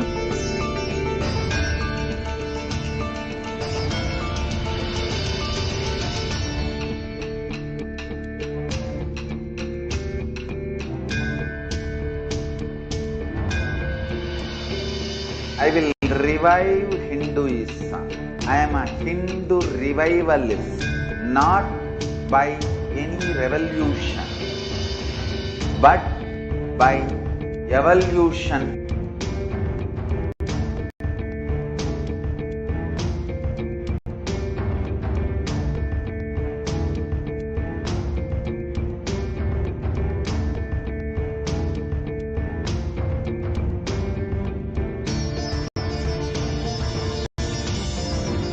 And setting model community.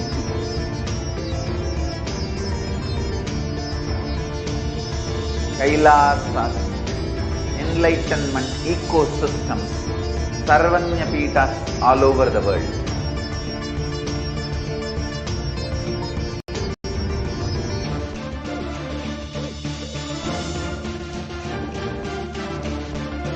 All powerful cognition, knowledge, only when you live, power manifestation and possibilities manifestation happens.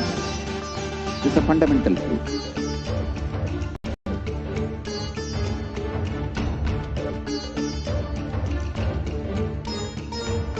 Hinduism cannot live exclusively as one sampradaya. No. All sampradayas of Hinduism is an ecosystem.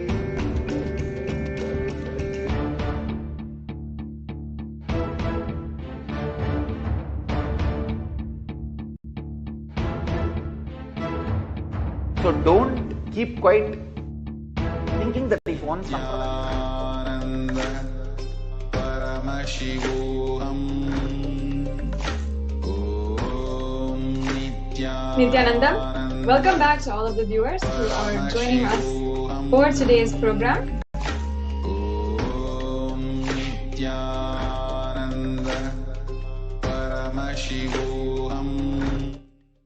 Nithyananda, welcome back to all of the viewers who are joining us for today's program. As we continue into the next and further segments, we have been presenting each and every one of you and using this platform on Nithyananda TV, Kailasa TV, and all of the platforms that we have on social media, and requesting for the time of all of you. No matter how busy your day is, we understand, but thank you for giving your time for each and every one of us women of Kailasa to share the stories of victims who have survived the most brutal assault in the hands of the anti-Hindu terrorist forces. Over the last 10 years, we have seen the most brutal, inhumane sights and been survivors of violence that honestly we never thought could be possible, and violence that we are still discovering has happened and has happened to us and to many of the members of our worldwide global community. So every single day, we've been presenting, taking a few minutes in the time, in the program of every satsang, every program, in order to present to you the persecution against the Supreme Pontiff of Hinduism and the women, devotees, the sannyasis, rudrakanyas, yoginis, bhairavis, and all of the different orders of the Sovereign Order of Kailasa, and sharing with you our story, sharing with you the story behind the huge contribution that the Supreme Pontiff of Hinduism has made, behind it, how much he has sacrificed for each and every one of us to have a extremely powerful life, to manifest superconscious breakthrough, to manifest a higher ambition in our lives, amongst so many draws, so much of suffering on the outside in the whole world. We are seeing now how the Supreme Pontiff of Hinduism is doing the most in order to protect Sanatana Hindu Dharma and also in order to protect Hindus from the impending doom that awaits outside, even just outside of their doorway, with the Kailasa COVID care centers opened across India. And just now in the previous segment, the administrators from Adi Kailash Sarvagnapitam, Manitya Achalananda Swami, and Manitya Pranapriyananda had explained to each and every one of you the updates, the making of the history of Adi Kailash. Adi Kailash, the place where the Supreme Pontiff of Hinduism had revived a beautiful ship in order to help us all sail through the Pralaya. He energized this as a hub of superconscious energy for the whole world. And it is from there, from the Garbha Mandir of Nityanandeshwara and Nityanandeshwari, where continuously the services are offered and the superconscious energy is brought to the whole world. Now, in this next segment, we'd like to continue presenting, and joining with me today will be a few of the other sannyasis, rudrakanyas, and others who have been survivors of the most obscene and most dehumanizing attack against all of the indigenous women of Kailasa.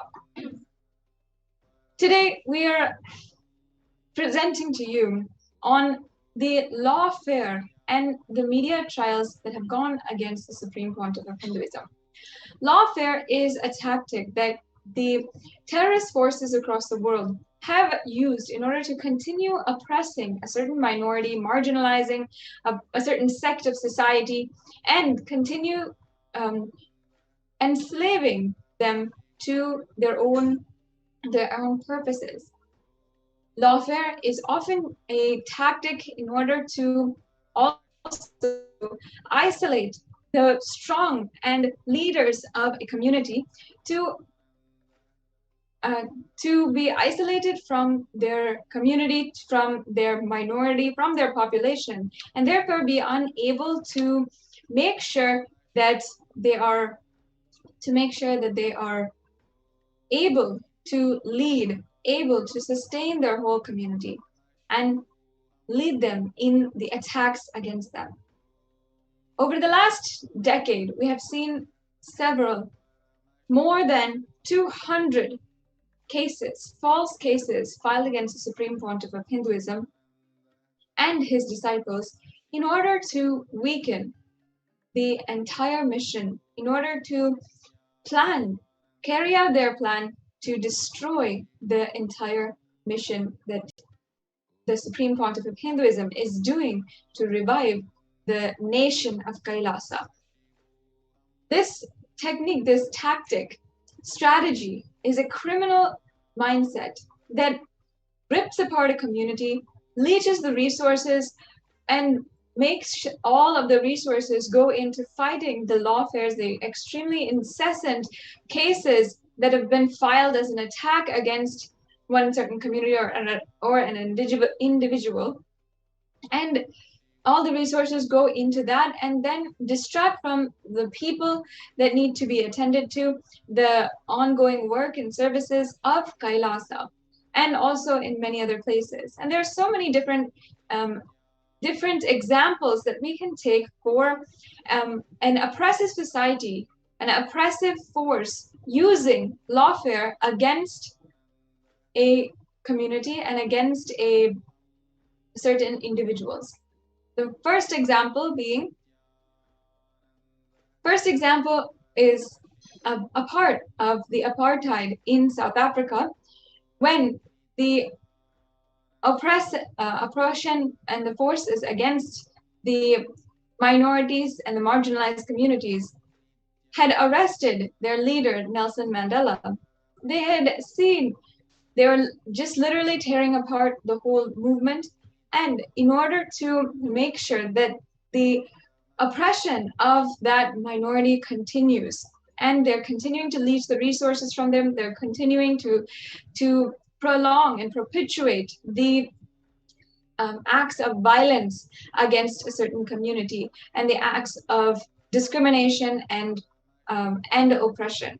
We also have seen how lawfare has been used and illegal arrest has been used in even the civil rights movement of the United States, when Rosa Parks and Martin Luther King Jr.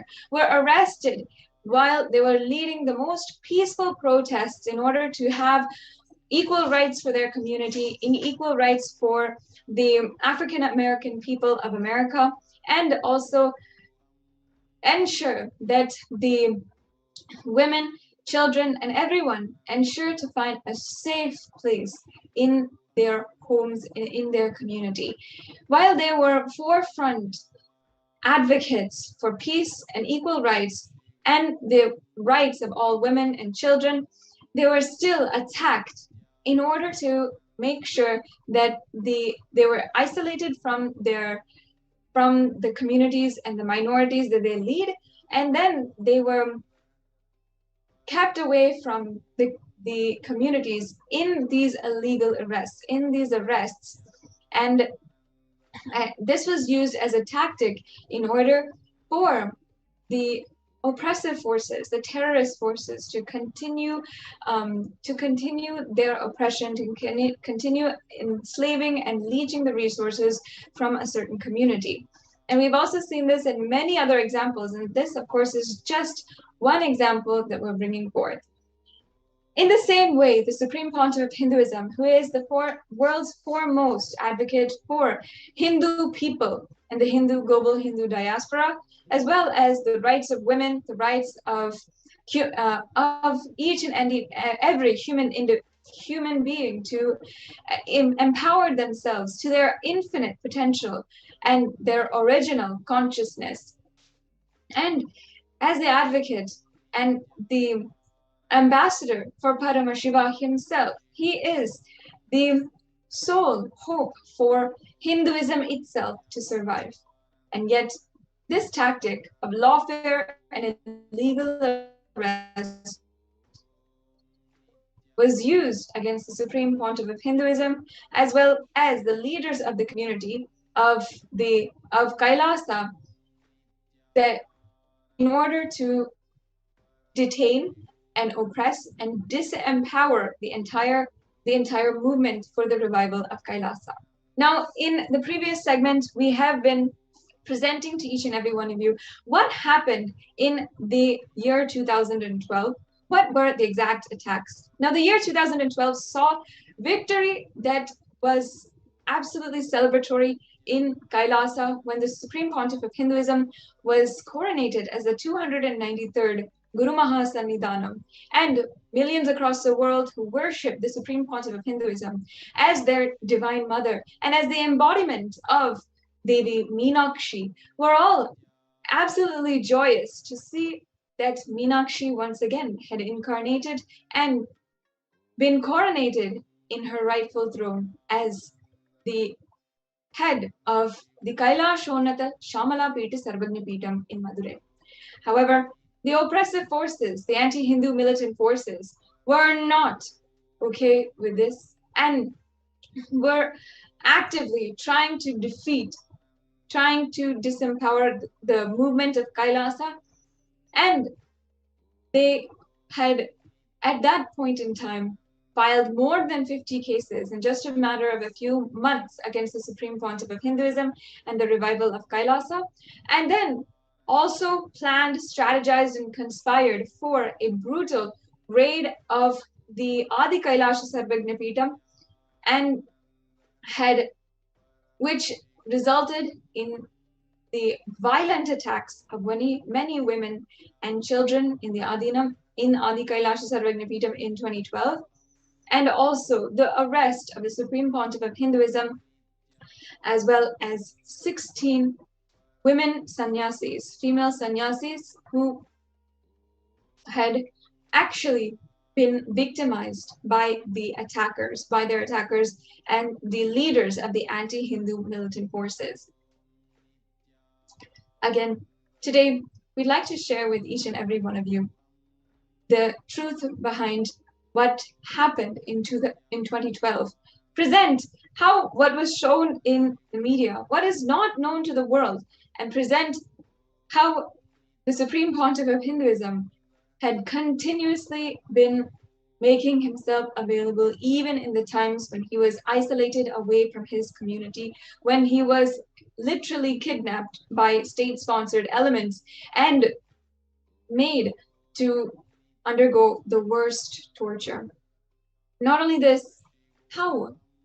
Just because we decided to be disciples of the Supreme Pontiff of Hinduism, how women of Kailasa were brutally raped, assaulted, even somehow arrested then by these attacking forces, by the anti-Hindu militant forces, and how they had literally strategized for this entire attack to happen.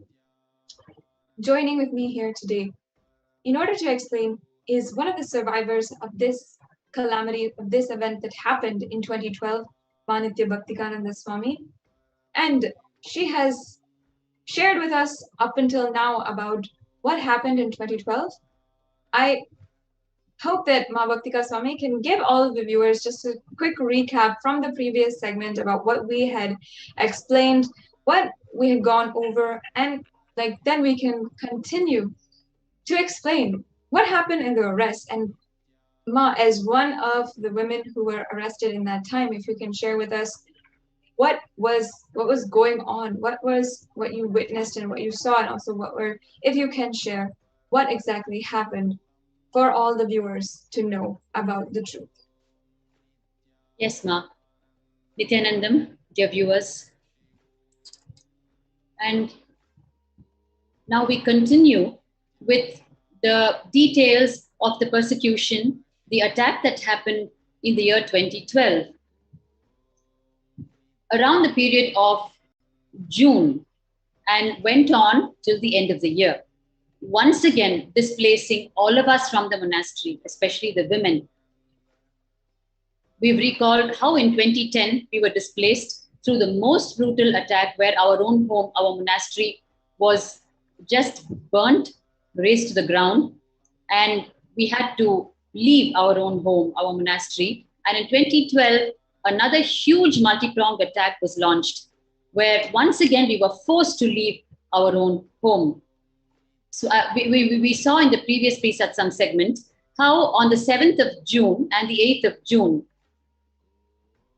we experienced a totally shocking attack that dawned on us from a combined effort of the media mafia and other machineries of the state, unfortunately.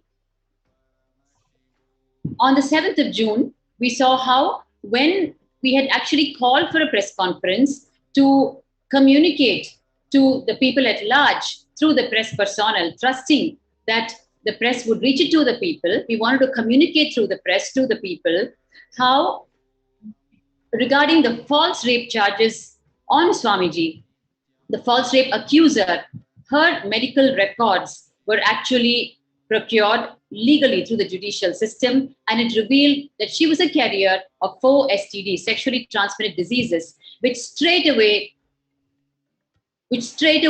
disqualified her false rape charges. Because according to her own medical records, a carrier of such 4 STDs could not have had even one physical relationship with a person without successfully passing it on to the person.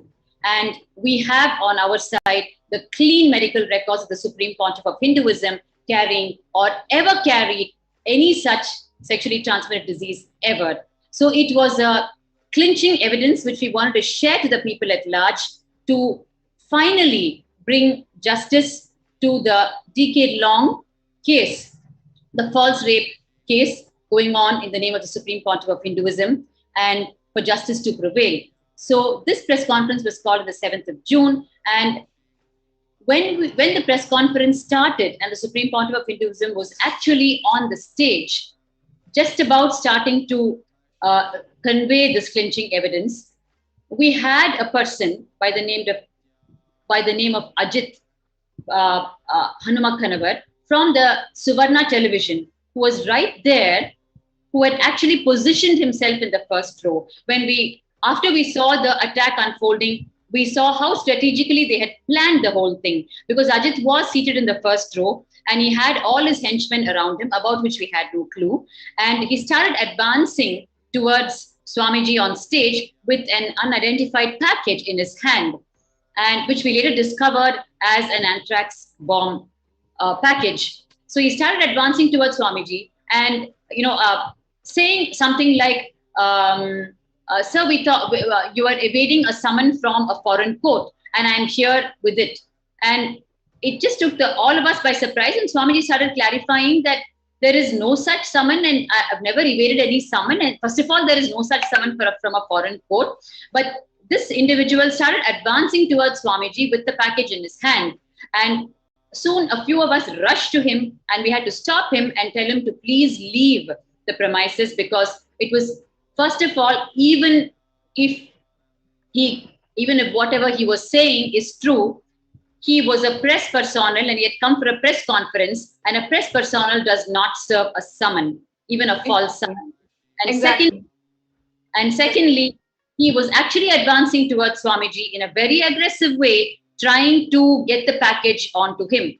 So we had to just intervene and request him to please leave the campus. And then the moment we started doing that, the whole planned attack came out. His henchmen sprung up from their seats and they started assaulting all of us, especially the female sannyasis, and they started touching us at inappropriate places.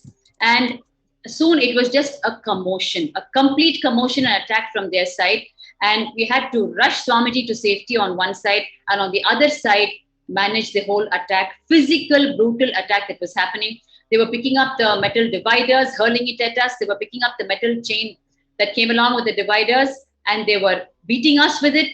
And we could not get the police in on time as usual, to save lives. And finally, after they had destroyed considerably the property, as well as beaten so many of us and abused so many of us, finally the police came and then they left the campus. And we thought we had seen the end of an attack, but they were back on the 7th evening, this time armed with, and by the way, the Suvarna television was accompanied by the Karnataka Navanirmana Sene militant forces. And they were back the same day evening on the 7th. They jumped over our gates. They had a live OB van through which they were relaying the attack with false headlines as usual. And they actually broke and smashed the head of our administrator, who had to get 33 sutures done for a 3-centimeter cut on his head. And all this was happening right in front of our eyes. Our female sannyasis were attacked and tried to be molested by 4-5 militants at a time. And this happened on the 7th of evening, on the evening of the 7th. And then we called for another press conference on the 8th to convey to the people the previous day's events. But once again, when the press conference started, the same people, or rather different people from the same organization who positioned themselves under disguise as press reporters, once again broke loose and attacked and really inhumanly turned the whole place into a war field once again. And once again, completely abused and violated the female sannyasis. In fact, there is a rape charge on Ajit filed by our own female sannyasi, whom he actually in public tried to molest her. And this happened on the 8th of June. And what happened after that was more and more shocking. So on the 8th of June, while we thought the second attack was also over, the third segment of the attack opened up, which we're going to see now. So on the evening of the 8th of June, at around 3:34, we were just restoring the campus after the attack in the morning. And I remember very well, I was there working on my laptop, close to the stage of the hall where the press conference had just had happened in the or rather not happened in the morning, and suddenly this police officer walks towards me, and he says, "Can you please come with me?"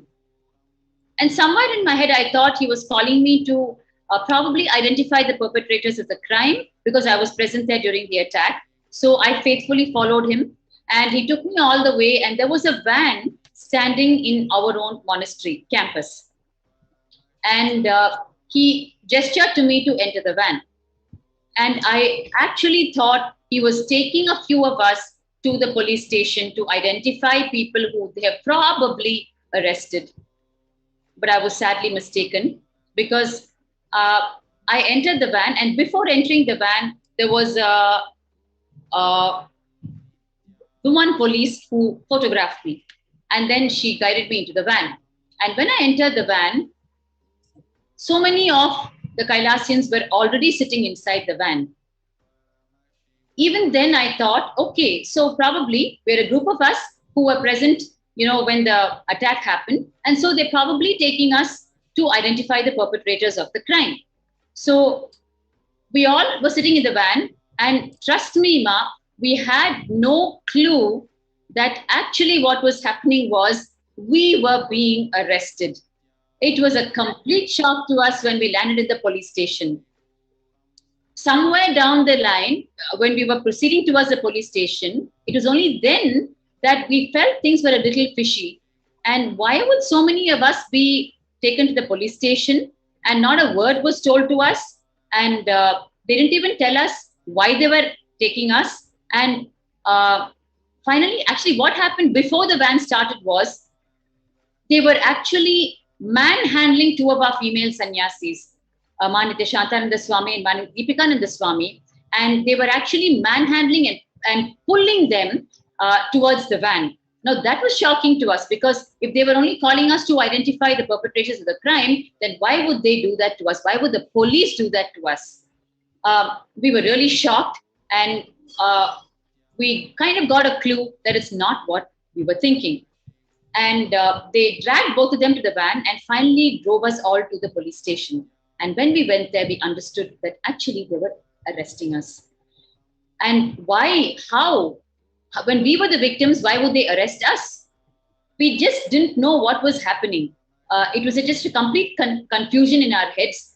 And finally, we caught wind that Ajit Hanuma Kanavar, who steered the entire operations, the attack until then, had actually gone to the police station and he had filed a false complaint on Swamiji and 16 of us, saying that we had caused life attack on him and therefore we had to be arrested to give him life protection. It was completely shocking to us that people could go to this extent. We were the victims here and we were actually arrested, saying that we had caused life threat to the attacker. And the police went with it. With not a word asked, 16 of us were arrested and taken to the police station. Yeah. And yes, ma'am. I'm very sorry to interrupt, ma'am. I just wanted to reiterate to the viewers that even in the most criminal cases that we have seen, that where people are not handling the victims of a crime, but actually handling criminals, it is shown how the police are actually required in many cases to tell what they're being filed for, what they're being charged for, why they're being taken away to the police. All of this is extremely is the protocol when it comes to and first of all, handling when you are when it's a police officer, when it's a state, when it's an authority handling, manhandling, and literally without even a word, making them come to the police station and coming and then not even telling that you're under arrest. I'd like to reiterate to the viewers how absolutely appalling this is. This is a crime of the first order. When we see how they have treated the sannyasis, the women, and of course they're not going to know anything. They're not going to of course, they are the victims of the whole events that happened the previous day, many of them being brutally assaulted the previous day. and even brutally assaulted, molested, sexually abused, and all of this broadcast on TV. Even if you just had the slightest sensitivity to the fact that these were women who are victims, and sensitivity to that fact, then and perhaps they had to investigate some other case that was going on. Even if it was slight sensitivity, we would see we would see at least having been informed before taken away. But after the whole fact, after being manhandled into the van, then taken out forcibly, then coming to the police, only then do you find out even that you are under arrest. How can this happen? I just wanted to narrate it, emphasize to the viewers that this is not a coincidence. This is not a random, unconscious sequence of events that has happened. It's a planned attack, and we can see the the leaders of the anti-Hindu community, the leaders of the anti-Hindu militant forces have planned every single step of the way. First, put an implant, put a direct threat to the Supreme Pontiff of Hinduism in front of him, and attempt to assassinate. And then when that fails, then making sure that the women of Kailasa and the children of Kailasa are under threat, assaulting and brutally sexually abusing them. And then after that, arrest, when that also makes, after that, including continuing their attacks, arresting them, and then needing to completely isolate this whole group of women and arresting them illegally under false pretenses. I just want to again say how exactly what they have done in the movements of civil rights in the United States, where women such as Rosa Parks, for standing up for her right for equal rights to sit anywhere that she wants, and now for the women who are standing up for our right to just live as sannyasis, to live the Hindu lifestyle, and never once doing any violent action, even after being victimized. Somehow they justify the acts of illegal arrest against us. So yes, ma'am, please continue. I just wanted to reiterate to the viewers what is going on here, and really tell again how this was a planned attack, a planned conspiracy, and also how this is not the first time that these kinds of blatant denial of human rights and denial of the rights of women and the denial of religious rights happens not only here but in so many other circumstances. Thank you, Ma. Please go ahead. Please tell I us. will never forget the feeling that we all had that day, Ma, the feeling of violation, where we were the victims. We were just 2 days, 7th and 8th of June, 2012, right? For 2 days, we have been under attack and abused. And here we are being arrested and taken. It was just too shocking and too disappointing, on account of the officials who are supposed to give us life protection, who we're supposed to look up to when we are in trouble. And here they were putting us in trouble. Putting us not just in trouble, putting us in complete adharma, so much of injustice. Departments which we look up to for justice were immersing us in injustice. Then, I mean, what is the hope? It was just too violating. It was just too violating. And when we arrived at the police station and we realized that actually we have been arrested, and, they asked us to sign on a register, just like how they would treat the criminals. All those procedures were done on each one of us, and they whatever they usually do before taking into custody, all that was done on us. And we were just made to sit, and then and then the worst part was, in front of our own eyes, we saw Ajit Hanumakanavar walking in, and having a smile on his face, and exchanging something with the police personnel. So it was all so evident and obvious in front of our eyes that they were all ganged up, and it was so disappointing to see him and them, sharing a joke and looking in our direction, and it just got worse and worse. It couldn't get Absolutely humiliating harassment right there. That's what that is. I can see. Just once you've been attacked, after that, not even having the sympathy, not even having the basic human decency to see what you have done.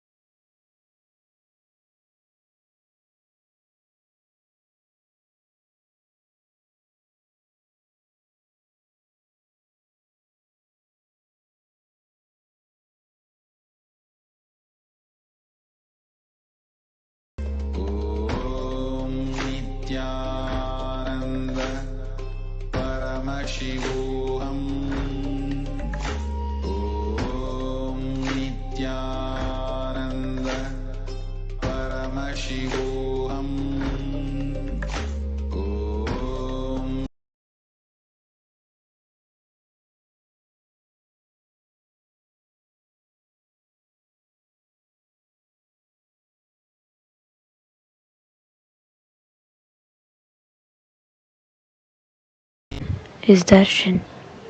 Come, let us all now move from meditation to darshan. Slowly, very slowly, please open your eyes.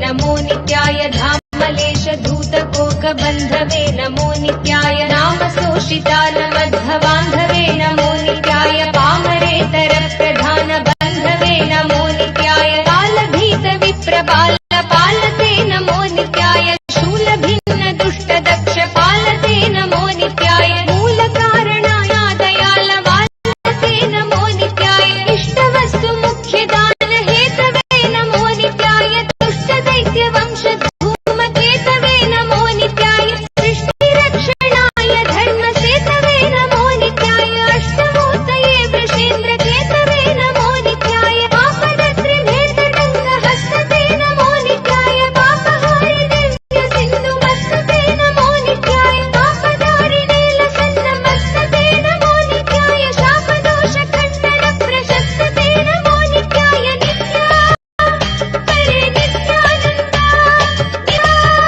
हरे नित्यानन्द नित्या हरे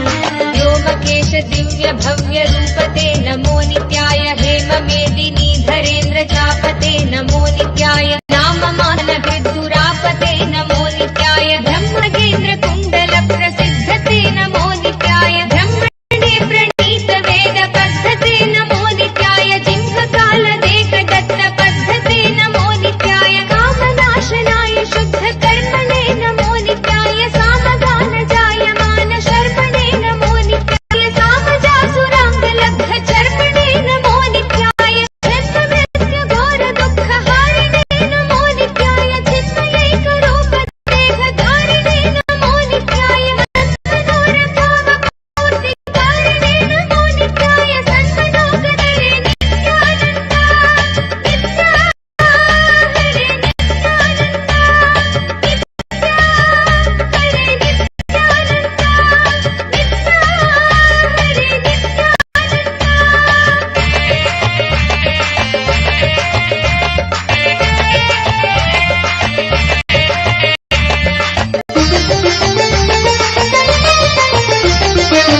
यक्षराजबन्धवे दयालवे नमो नित्याय दक्षपाणि शोभिकाञ्चनालवे नमो नित्याय पक्षिराजवागकृच्छयालवे नमो नित्याय अक्षिपाल वेदपूततालवे नमो नित्याय दक्षहस्तनिष्ठजात वेदसे नमो नित्याय अक्षरात्मने नमाध्वडौचसे नमो नित्याय दीक्षित प्रकाशितात्म तेजसे नमो नित्याय अक्षराजवाहते सताङ्गते नमो नित्याय राजदाचलेन्द्र सानुवासिने नमो नित्याय राजमान नित्यमन्दहासिने नमो नित्याय राजघोरकावतं सभासिने नमो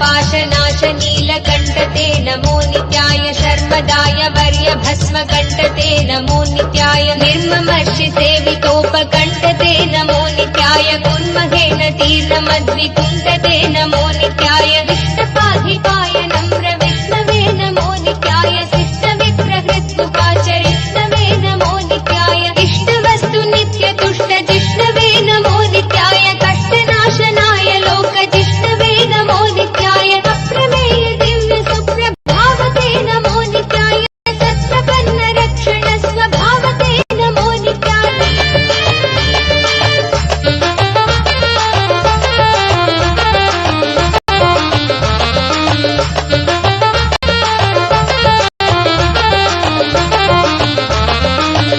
मुक्ति दिव्य भोगदायिने नमो नित्याय शक्ति कल्पित प्रपंच भागिने नमो नित्याय भक्त संकटापहार योगिने नमो नित्याय युक्त सन्मनस् सरोज योगिने नमो नित्याय अंतकांतकाय पापहारिणे नमो नित्याय शन्तमाय दन्ति चर्मधारिणे नमो नित्याय संतताश्रितव्यथा विदारिणे नमो नित्याय जन्तुजात नित्य सौख्यकारिणे नमो नित्याय शूलिने नमो नमः कपालिने नमो नित्याय पालिने विरिञ्चि मुण्डमालिने नमो नित्याय लीलिने विशेष रुण्डमालिने नमो नित्याय शीलिने नमः प्रपुण्यशालिने नमो नित्याय मुक्ति मुक्ति दिव्य भोगदायिने नमो नित्याय शक्ति कल्पित प्रपंच भागिने नमो नित्याय भक्त संकटापहार योगिने नमो नित्याय युक्त सन्मनस् सरोज योगिने नमो नित्याय नित्या हरे नित्यानन्द नित्या हरे नित्यानन्द नित्या हरे नित्यानन्द नित्या हरे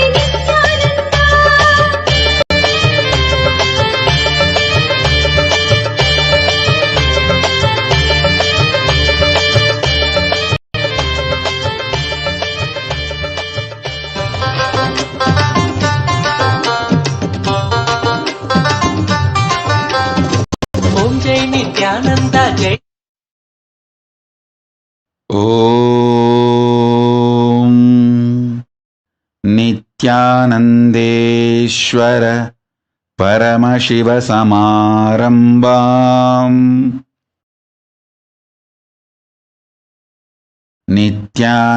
नित्यानन्देश्वरि पराशक्तिमध्यमाम् अस्मदाचार्यपर्यन्ताम् वन्दे गुरुपरम्पराम्।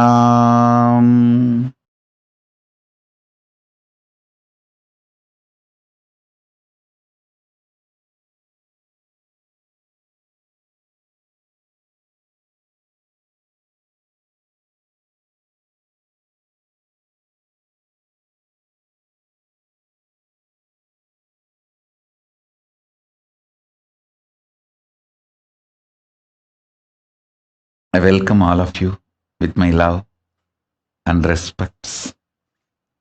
I welcome all the devotees, disciples, Samajis, Satsangis,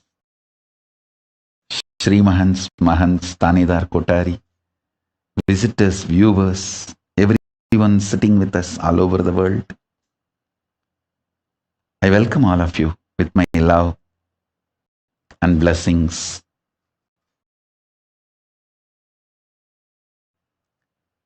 Paramashiva's message directly from Kailasa. Listen intensely.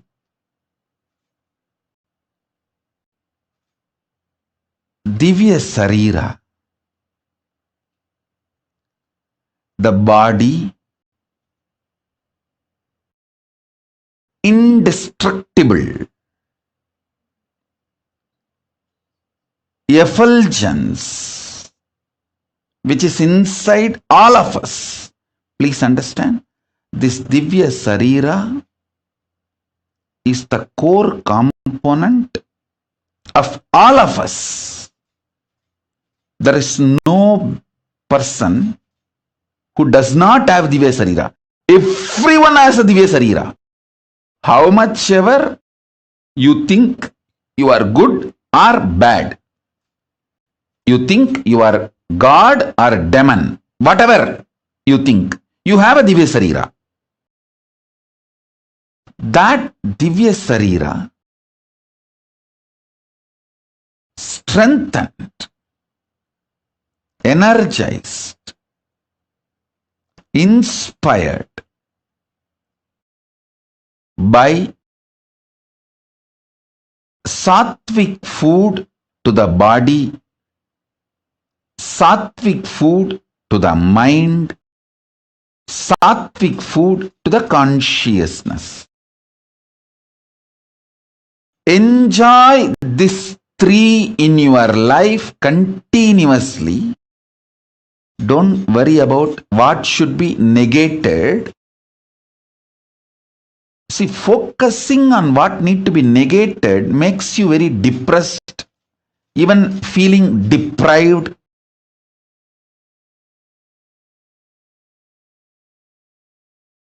Instead, enjoy what need to be gained.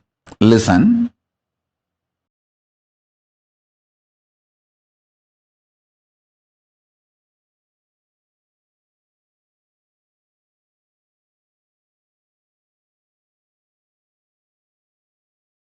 I've always seen in this 40 years of my Chaturmasya, please understand, it has become almost 40 years now, coming Chaturmasya.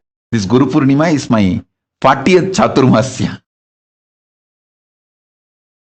In my 40 years of Chaturmasya, Chaturmasya is the 4-year vow, 4-month vow. Chaturmasya means in Sanskrit, the exact meaning is 4-month. That 4-month vow, sannyasis take to replenish themselves, rejuvenate themselves with this sattvic energy, feeding the body with intense sattvic food, feeding the mind with intense sattvic food. Mind has a beautiful sattvic food. Feeding the consciousness with intense sattvic energy.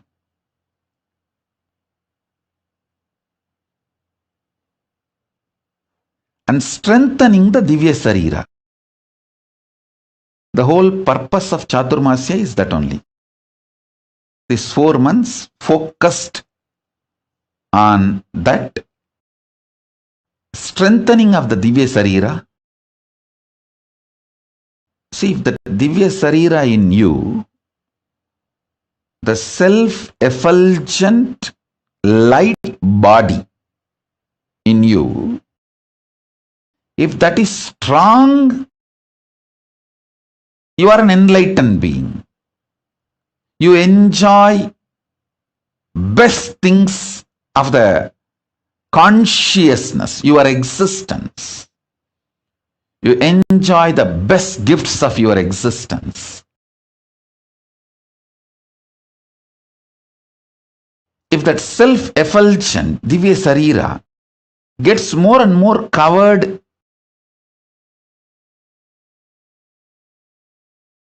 you get deluded, suffer with the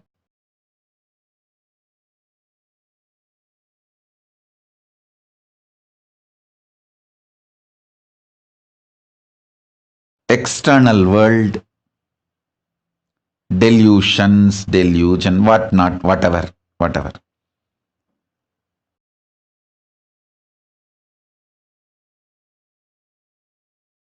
Now I don't want to get into the negative side description. If you miss strengthening Divya Sarira, what happens? I don't want to waste time on that.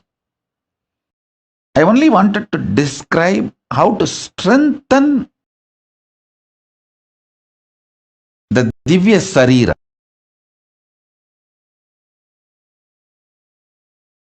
Self-effulgent, Swayam Prakasa Sutta Sarira, Daiva Sarira. All of us have.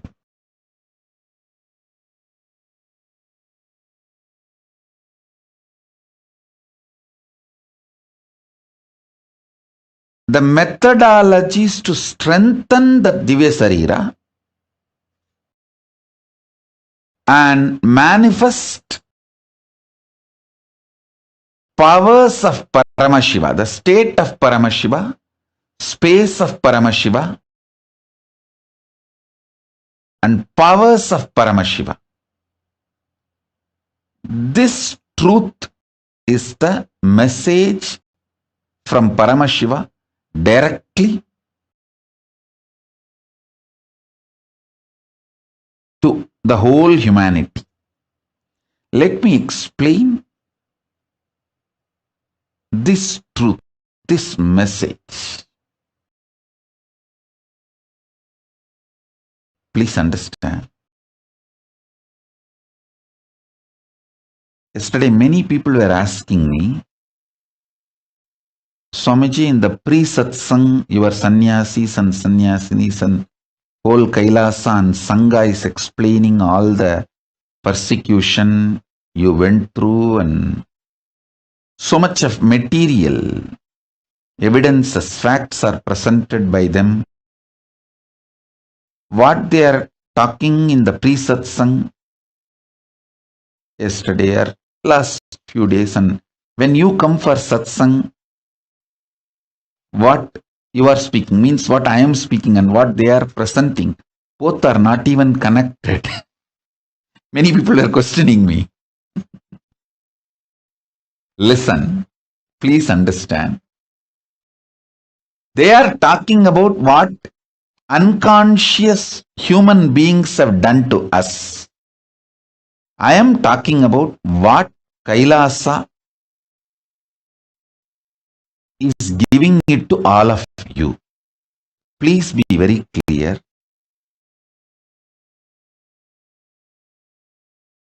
My work, my responsibility, my focus for which I happened is to bring the greatest gifts from Mahakailasa, as I said, the ground zero, where decisions are made, where the consciousness is making decisions about the existence. I am straight coming from that space. Straight I am from that space now. So I am sharing, sannyasis are telling in the pre-satsang hosting, it is true. I have been attacked. My sannyasis have been attacked. My sangha has been attacked. It is true. They are telling what the unconscious humanity has given to us. See, I wanted to share three things with you all. First, what I need to give to the humanity. Gifts from Mahakailasa.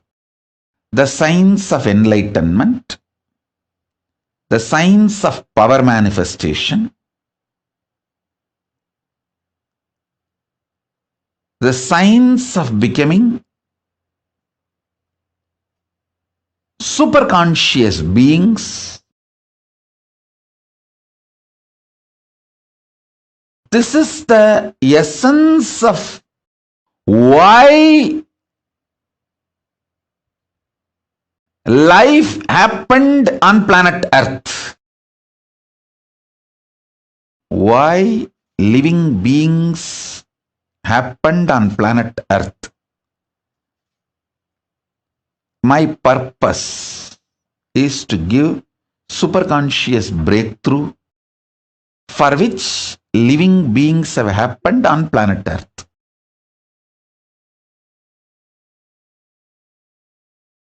So all the gifts, I have so much to give it to all of you. And I tell you, this Aushadha science, the thoughts can be used to program plants, herbs. I have already proved this not only through me, through my Gurukul Balasans. My Balasans can talk to any rose plant for 10 days without touching the rose plant, make that rose plant drop all their thorns, not one. Hundreds of rose plants under CCTV camera. All my kids do is they go and sit and talk to those plants, relate with those plants, give them the love, feeling secured, energy and consciousness. Those plants just drop the thorns. I have proved this science multiple times, thousands of times, through many of my balasans, in many of my ashrams, and still I can prove, I can demonstrate even now. So this is the science. And now I want to tell you the next level. Any disease, the cure needed for the disease is a conscious energy which need to be inserted into your body, can be programmed into any herb, and that herb can be given to you, you will be healed. It's a science. It's a greater science. This science is called Aushadhi. This is the core science of materia medica of Hindu medicine. Understand? I've learnt this Aushadhi science from my three gurus. My gurus, three of them are masters of this Aushadhi science. Isaki Swami and Kuppammal. I always considered both of them as together one being, because actually one being used both the bodies. I know for sure. Only one person used both the bodies.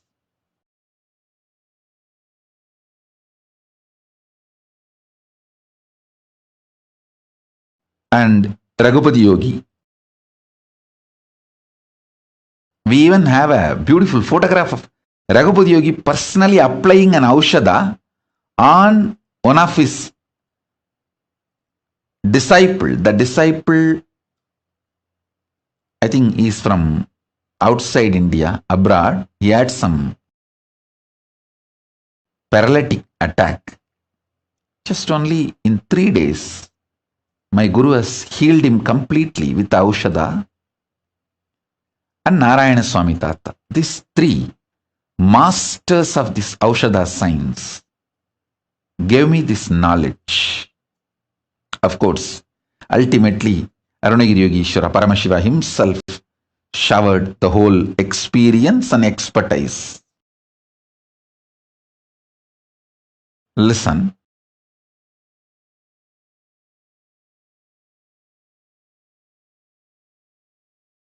Herbs can be programmed. Plants can be programmed. Consciously programmed. This is the Hindu materia medica science. If somebody, it is 100 times more than getting any MBBS, MD or anything. Unfortunately, Hindus neither understood nor recognized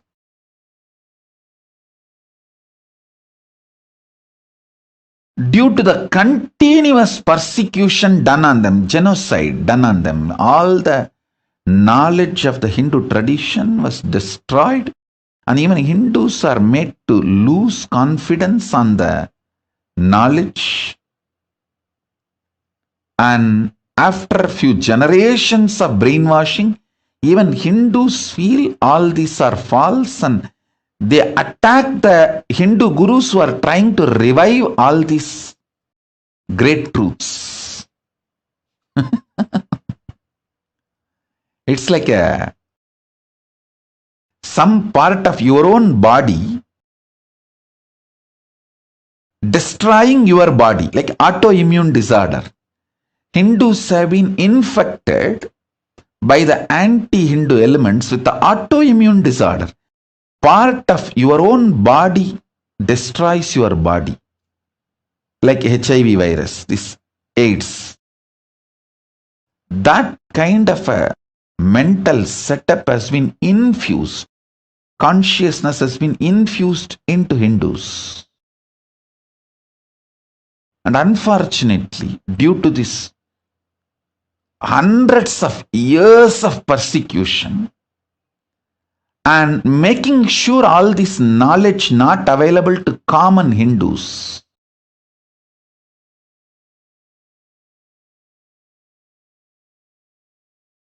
this all made to look like a myth, fake stories, legend, or maybe long before, thousands of years before, this science was there, but now it is not there, or it is not possible to revive. All these kind of ideas are inserted into the common Hindus' minds, and anybody who is trying to establish, revive the science is beaten black and blue and destroyed. See, unfortunately, Hindus lost the understanding about this collective integrity. See, if a ship has to stay afloat, all the mechanisms in that ship need to stay integrated. It can be the maintenance engineer or the cleaning staff, captain, all the equipments fixed in the ship, everything, the machineries, and all human beings, all of them need to be integrated for the ship to stay afloat. A maintenance supervisor cannot say, I have done my job, but the cleaning staff is not doing his job. What can I do? Anyhow, if the ship sinks, I will not be blamed because I have done my job. If a maintenance engineer thinks he is a fool because when the ship sinks, he is also going to die. Not only is going to lose his job, he is going to lose his life. Please see the photograph of my Guru Raghupati Yogi applying Aushadha on a patient and healing him from stroke. Maybe he had a stroke and some problem in his spine. So Raghupati Yogi applied the Aushadha and healed him completely. I've seen the Raghupati Yogi's love and compassion.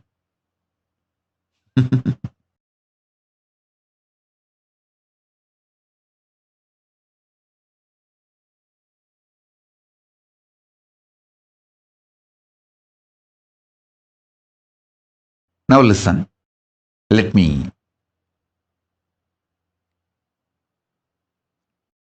tell you. for the ship to stay afloat and reach the place where it need to reach,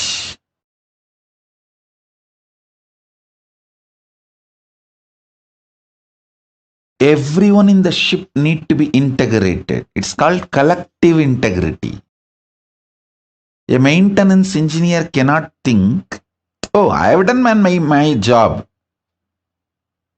but the fuel manager is not doing his job, or the cleaning person is not doing his job. So if the ship sinks, I will not be blamed. I will not be questioned. I am safe. Let whatever happens to others, or whatever others do or don't do, what is there for me. That level of integrity will not work for the ship to stay afloat. This is exactly done by the Hindus. In the modern day, everyone says, oh, I have tried my best. I have done my best. But others are not doing. What can I do? I have seen this as a typical mold. Same narrative.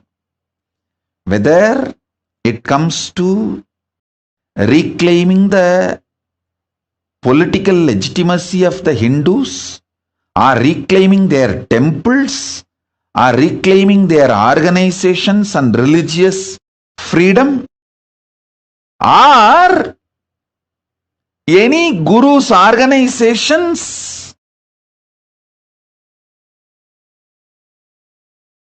running. Please understand, any problem Hindus are facing, still being the slave. Please be very clear. Any Hindu not living under the Hindu constitution is a slave. This is a definition. How the Muslims are very clear. If you are not living under the Islamic law, Islamic constitution, you are a slave. So be very clear. Hindus should understand, if you are not living under Hindu constitution and Hindu law, if you are not living somewhere, please listen. Let me put it very clearly. If you are living in a place where Veda Agamas are the constitution and Manusmriti is the jurisprudence, you can freely declare, you can openly declare, you are a free Hindu. You are a Hindu with freedom to practice Hinduism.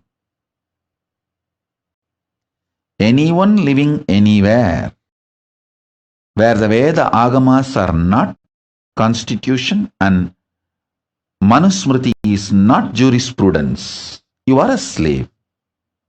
At least realize it. Wake up to the truth, reality. What you should do, all that I don't know. I'll at least tell the truth. At least wake up to the truth.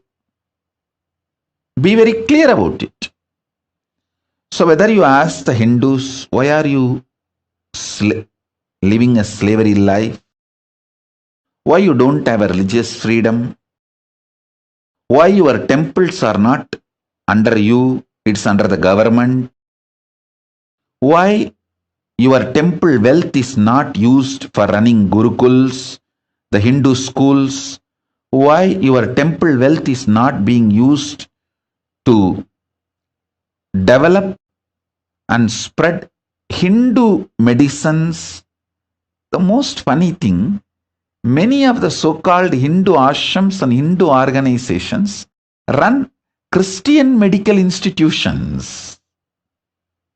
They are not realizing we have a great Hindu medical science, because the Hindu medical science is neither given legal legitimacy nor given social legitimacy. it's always under constant threat. Even though the Hindu medicinal system is its depth and breadth, everything is far more than any other medical system in the world.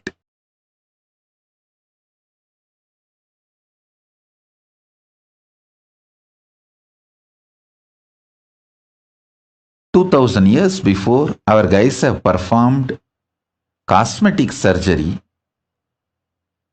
The Hindu doctors and Hindu medical visionaries like Shushruta, many of the Hindu surgeons,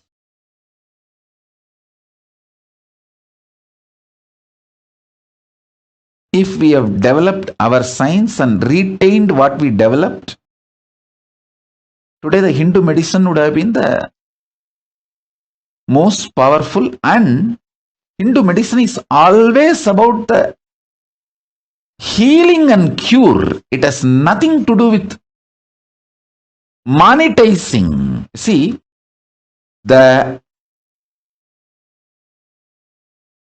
Hindu medicine is kept in pure form without economical agendas and political agendas.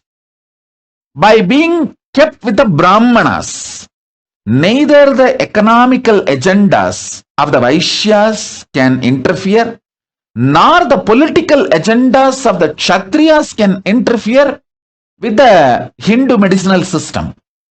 The whole knowledge was vested with the Brahmanas. And please, all of you understand, when I talk about the Varna, it is based on the quality of a person, not by birth.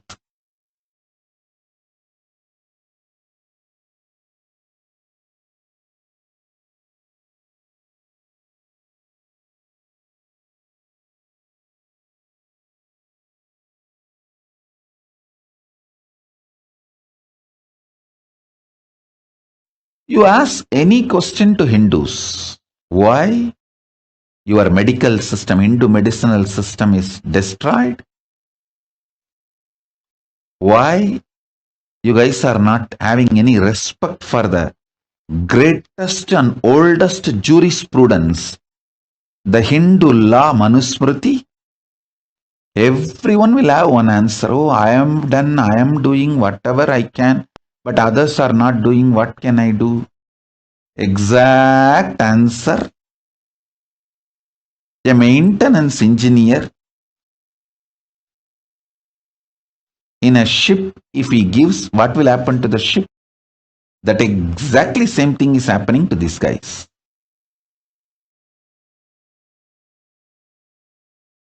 We need Hindus to start thinking with a collective integrity. Not only I will do my job as maintenance engineer, I will make sure the fuel manager does his job as fuel manager. And cleaning person does his job as a cleaning person. We need that kind of an ecosystem for Hinduism to be revived. I decided very clearly that can be done only in a place where we have political legitimacy and political sovereignty. With the grace of Paramashiva, I got a place. Maybe small, but I got a place with a political legitimacy and political sovereignty for Hinduism. Hindu nation, Kailasa. Only in this place, this collective integrity ecosystem can be built. A maintenance engineer spends 60% of his working time for his job and the other 40% to integrate with other teams and make sure the other teams are also in integrity so the ship stays afloat. And I tell you, many of my Adinavasis who are still there in Adi Kailash or in our ashram, or some of the Adinavasis who left, many of them are highly integrated. Unfortunately, they are not trained in this vision, science of collective integrity. See, many of them are very highly integrated. They say, I have done my job. I am very integrated. Swamiji knows. What can I do if others are not doing? That is not going to bring the result. If a maintenance engineer, even if he is highly integrated and he doesn't care about the fuel manager properly adding fuel to the ship engines, the ship is going to sink. And maintenance engineer may not be blamed, but he is going to lose his job and life. Many of the individually integrated people in my Sangha missed this truth. Only with the collective integrity the ship can stay afloat. If not, you may not be blamed because you have been integrated. But the final result is not going to happen. You are also going to lose your job and life both. Thoroughly understood. Hindus have been beaten too long. And maximum, they have the energy only to be individually integrated. They don't have energy to manage the collective integrity. So only the captain has to be responsible for the collective integrity. The collective integrity, education and evolving a structure with a collective integrity. For reviving Hinduism, we need a place with a political legitimacy and political sovereignty. With the blessings of Paramashiva, Ganapati, Kalabhairava, all the gods and goddesses of Kailasa, Bhuma Devi, we got a place for Kailasa with the political sovereignty and legitimacy. We have a place. More than one place, actually. We have a place now, more than one place.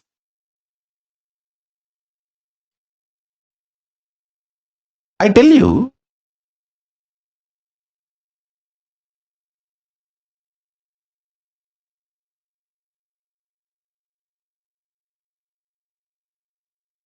I have to do it. I cannot waste time in blaming, in cursing. I don't have time for that. I'm already 43. I have to do it. Of course, the grace of Paramashiva, we did it. We have a place now. The base is ready. Now the collecting the individuals and organizing.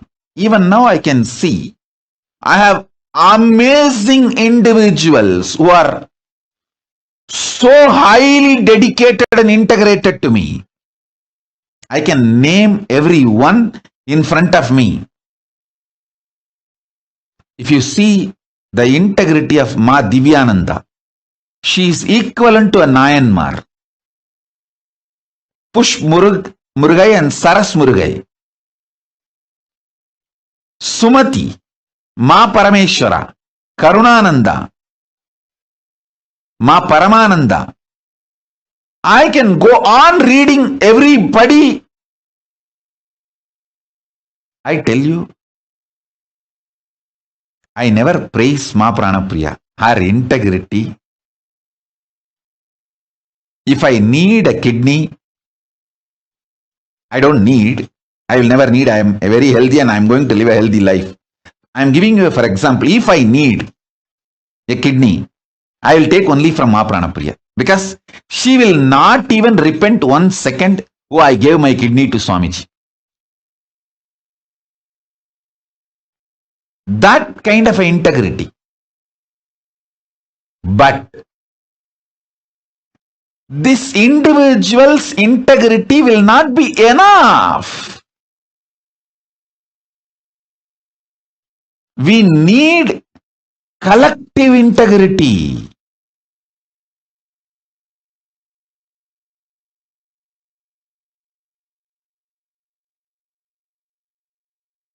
There are so many people who gave their life to me, not just their wealth. They will even give a body organ to me if I need.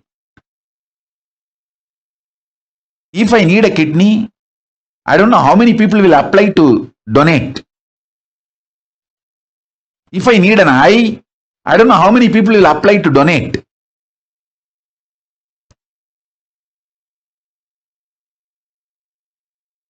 I have such highly integrated, dedicated, devoted people. But unfortunately, none of them understand that it is a collective integrity which is needed to make Kailasa successful. Not just individual integrity. Everyone is so happy and satisfied and fulfilled. I am individually integrated to Swamiji. Hey, that is not enough.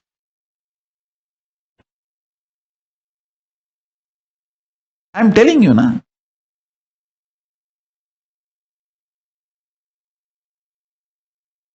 Pushp and Saras Murugai, I am giving you an example. Saras Murugai and Pushp Murugai, they gave all their wealth to me. Sarvavari Tyagis. Not even 1 second they even felt did they do right or wrong. They know for sure giving everything to Swamiji is the ultimate right best thing.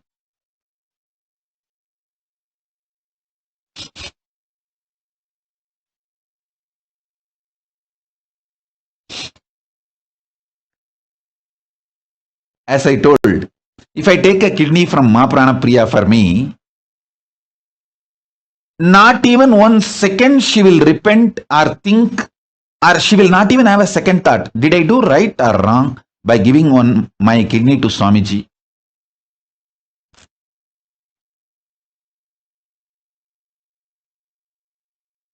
Never ever she will have a second thought.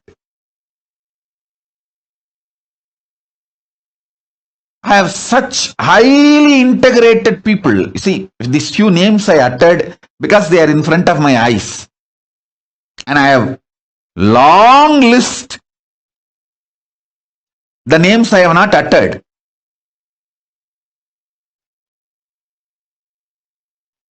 But unfortunately, none of them understand just the individual integrity is not enough for the ship to stay afloat. It is collective integrity that is required. Pranapriya will not have any problem to give her kidney to me. She will not even have a second thought. But she cannot go for rounds all over the campus and make everyone work and keep everyone's integrity. Because she doesn't understand. It is collective integrity that keeps the ship stay afloat.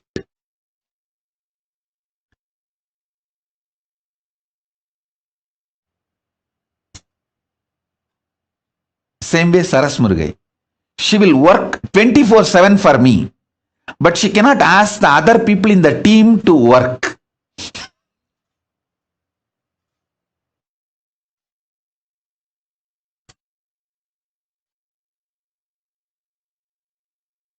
I tell you,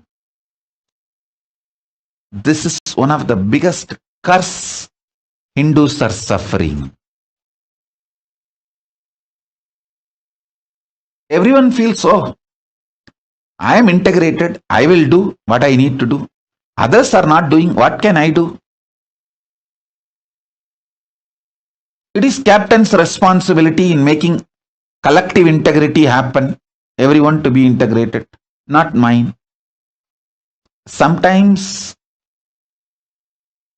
people in the ship, one side maintenance team enjoys the other side maintenance team failing, thinking, oh, see how we are victorious now, they are failing, and that side of the ship, such big holes are happening. Hey, if the water comes in and the ship sinks, all of you are going to die. Why don't you understand?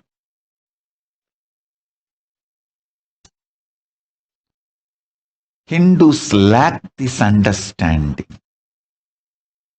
in every level. Whether, see, a major 100 problems of Hindus, if you list, their temples are not in their hands. All the income, money comes to the temple. For spreading Hinduism is not used for that purpose. And all the wealth dedicated and donated for Hinduism by their ancestors is not used for that purpose. Somebody was telling me the other day, I am not talking about one state or any one country, and I don't interfere in any country's internal administration and all that. I am talking to Hindus to wake up. Wherever you are suffering slavery, you need to understand. Many of the wealth dedicated by their ancestors to revive and maintain Hindu arts, Hindu medicine, Hindu spiritual truths, the wealth is not being used.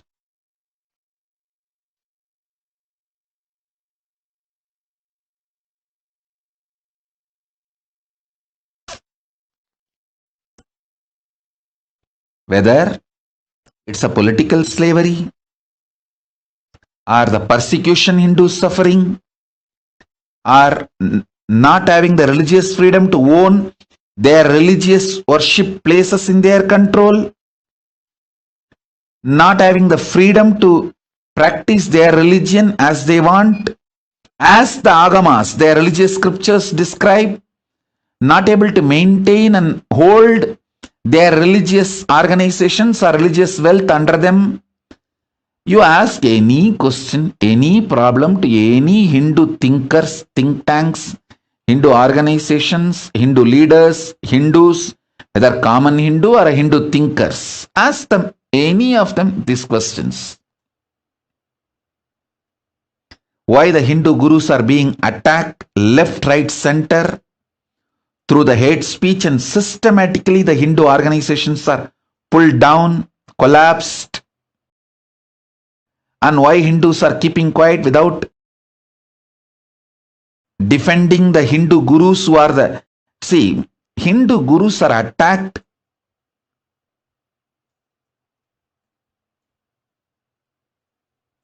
to destroy Hinduism. Please understand, the anti-Hindu elements, their goal, their aim is Hinduism. Because the Hindu gurus are defending Hinduism and promoting Hinduism, they are being attacked. And Hindus are not waking up to this truth. You ask any of these questions, this top 100 questions, top 100 problems. You list top 100 problems of the Hindus. Getting bullied in the cyberspace. So much of cyber bullying. All the major social media organizations are anti-Hindu, racist. So much cyberbullying, racist attacks on Hindus. They don't have their temples under their control. Their gurus are being attacked left, right, center. Every day one guru is pulled down with false accusations, false cases, lawfare, hate speech, very systematically. List all these 100 problems and ask these questions. Everyone will say, oh, I am doing whatever I can. But others are not doing. What can we do? We need Hindu leaders who understand collective integrity truth. It is collective integrity which is going to keep the ship stay afloat.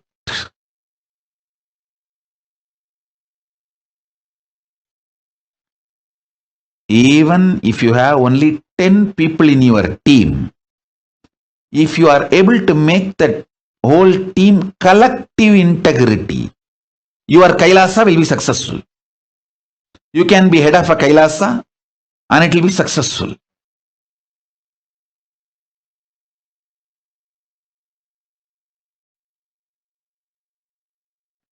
I tell you,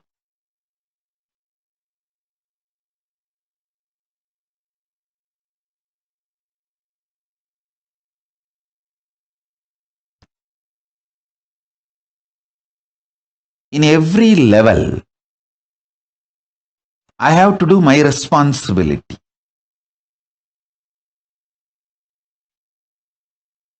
In my responsibility, things to do list, foremost, first priority is to bring all the great superconscious gifts from Kailasa and share it with you all. That's my first priority. As I told,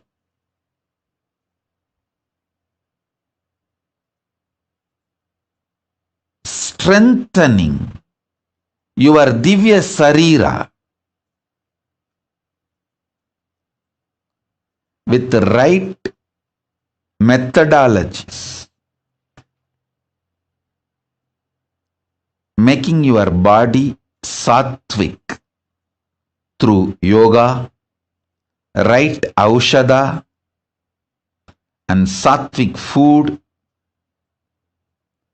making your mind sattvic and powerful through completion, unclutching, nirvikalpa samadhi, making your consciousness powerful by that sattvic Paramashivananda,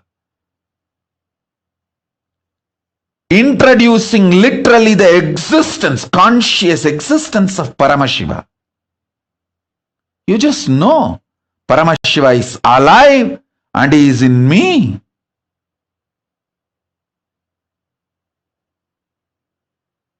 He is sitting alive, blissful,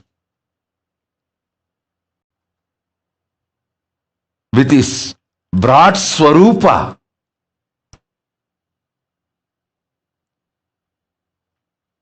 Paramashiva Paramburul, knowing he is alive in you.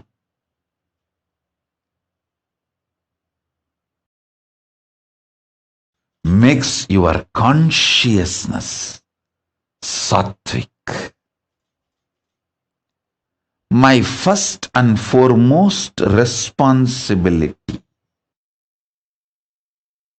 is to bring these great gifts to all of you.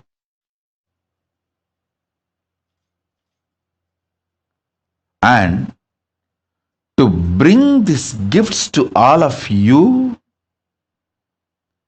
and share it with all of you, making all of you enlightened and enjoy. This is my first and foremost responsibility, and this is my first priority. My second priority, second work is making all my Sangha, people who have given their life to me, making them understand the great truth of collective integrity. As I told,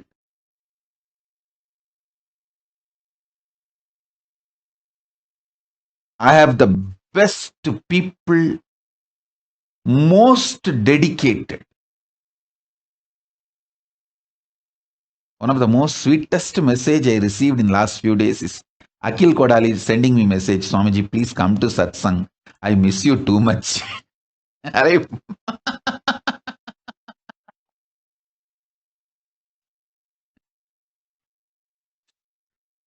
could not control my laughter. Actually, this message from Akhil Kodali has put such a wide smile on my face. Hey, this fellow having so much romance and love.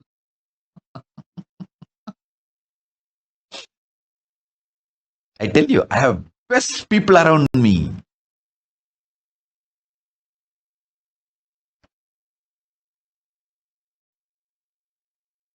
Akhil will give anything he has for me, will not even think he has given that to me. He will literally feel he is enjoying that through me. That kind of a love. I have such highly integrated people. But unfortunately, all of them need to understand the importance of collective integrity. It is only the collective integrity which will keep the ship afloat, successful. Write 108 times collective integrity, collective integrity, collective integrity, collective integrity. Not selective integrity or individual integrity alone. Individual integrity is okay, good. But it is collective integrity. Only that can keep the ship afloat and successful.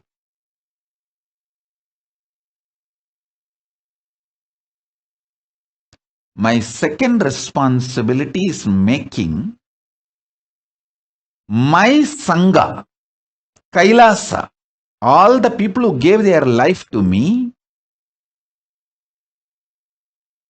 who gave their individual integrity to me, making them realize collective integrity's importance. I think in all our ashram, in every room, we should put a small board beautifully. Collective integrity keeps the ship afloat, not just individual integrity. So, the people who are working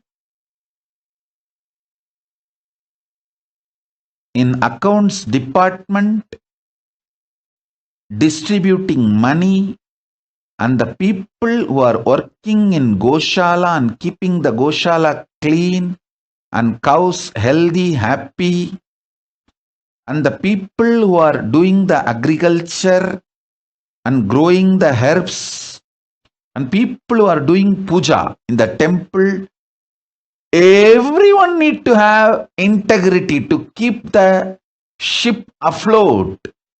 The collective integrity only will keep the ship afloat, making the people who declared their integrity to me, making them realize the importance of collective integrity. I have some people highly dedicated, like Sri Shanta Priyananda. He will be absolutely obedient to Guru Vak. Anything I say, he will simply obey. But complete loose, cranky. He cannot even talk to others. Make a simple coordination.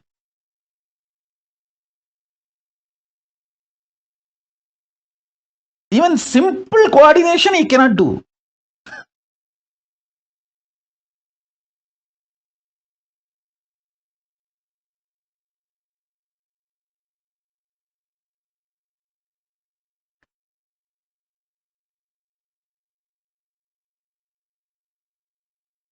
Sri Shanta Priyananda, write 108 times. Collective integrity keeps the ship afloat. Collective integrity makes the Kailasa successful. Collective integrity only will make my life successful.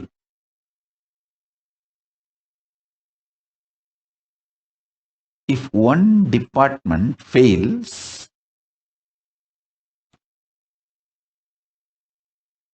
then be very clear, everyone is going to not only lose the job, lose the life, because the ship is going to sink.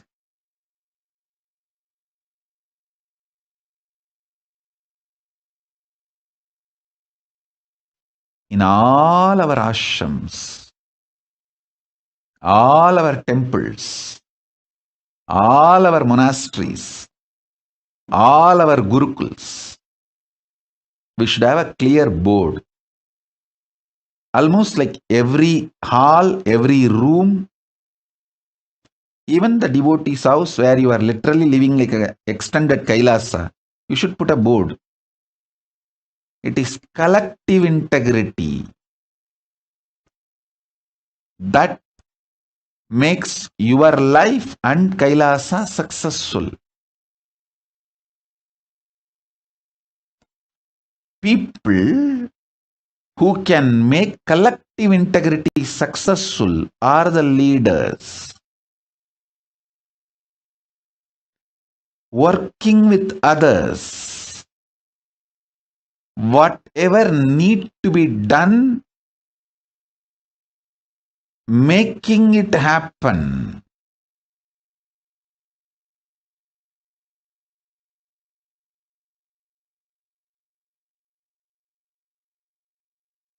My second responsibility is teaching my Kailasa people the collective integrity. Third, my third work is making Hindus aware how they are being cheated, exploited, destroyed, hit, persecuted.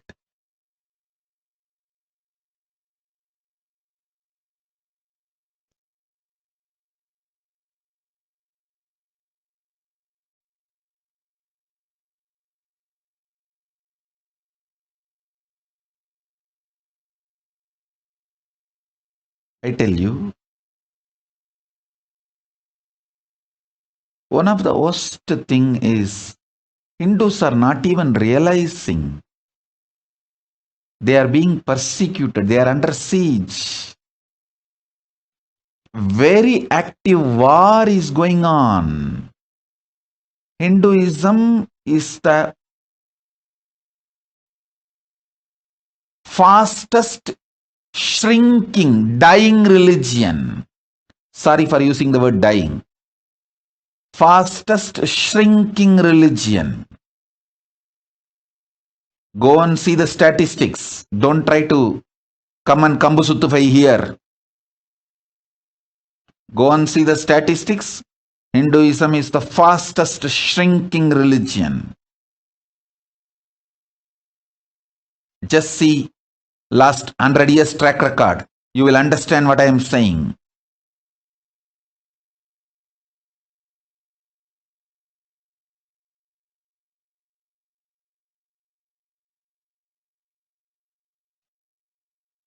These three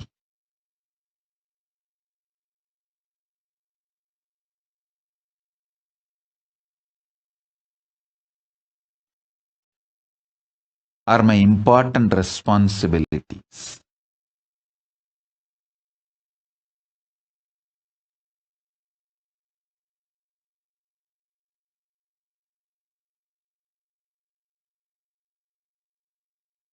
Let me do my first responsibility.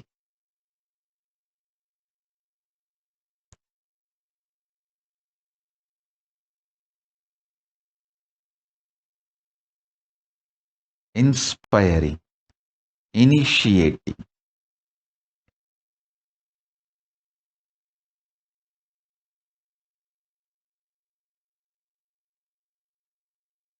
making all of you understand in every level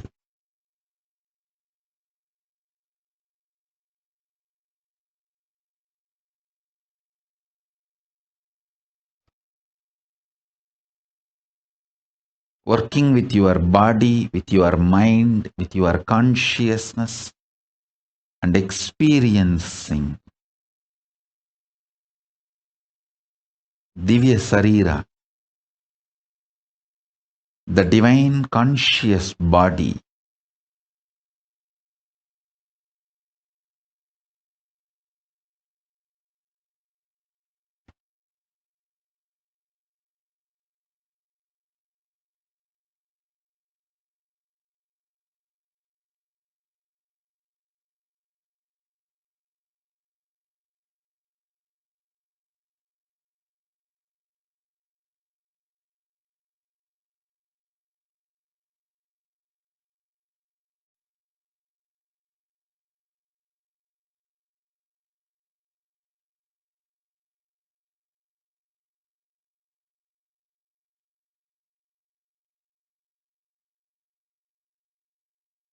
understand these few principles.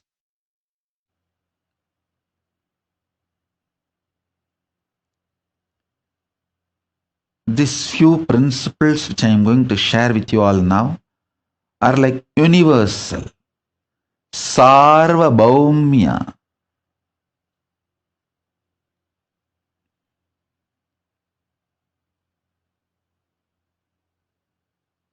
vrataha. These are like universal vows, universal principles.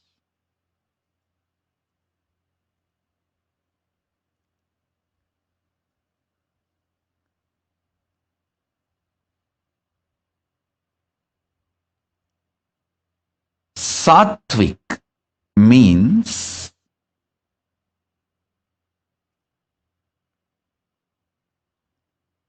anything which awakens the qualities of consciousness in you, like extreme love, fulfillment. I tell you, when I manifest from samadhi, the kind of the love and joy, excitement, intensity I feel, actually this withdrawing from the society, I am enjoying like anything. I am basically a loner. Enjoys is aloneness. I don't feel intimidated or disturbed by the crowd, thousands coming. No, I don't feel disturbed. It's not that I hate people, no. But I enjoy my space, just being with me in samadhi.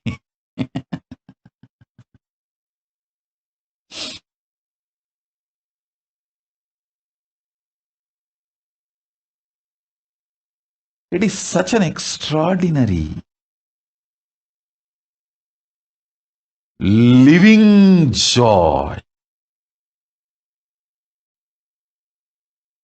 living experience of bliss, not imagination, theory,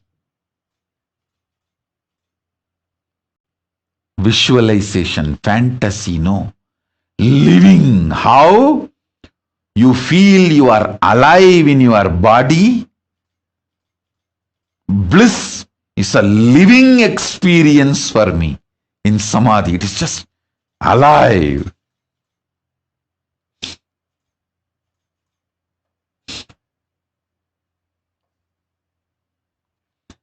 Anything infuses that bliss, alive, as living experience in you is sattva.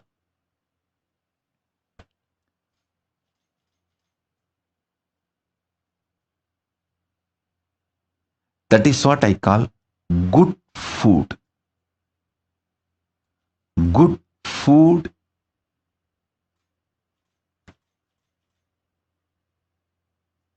food is sattva. Sattva is the good food.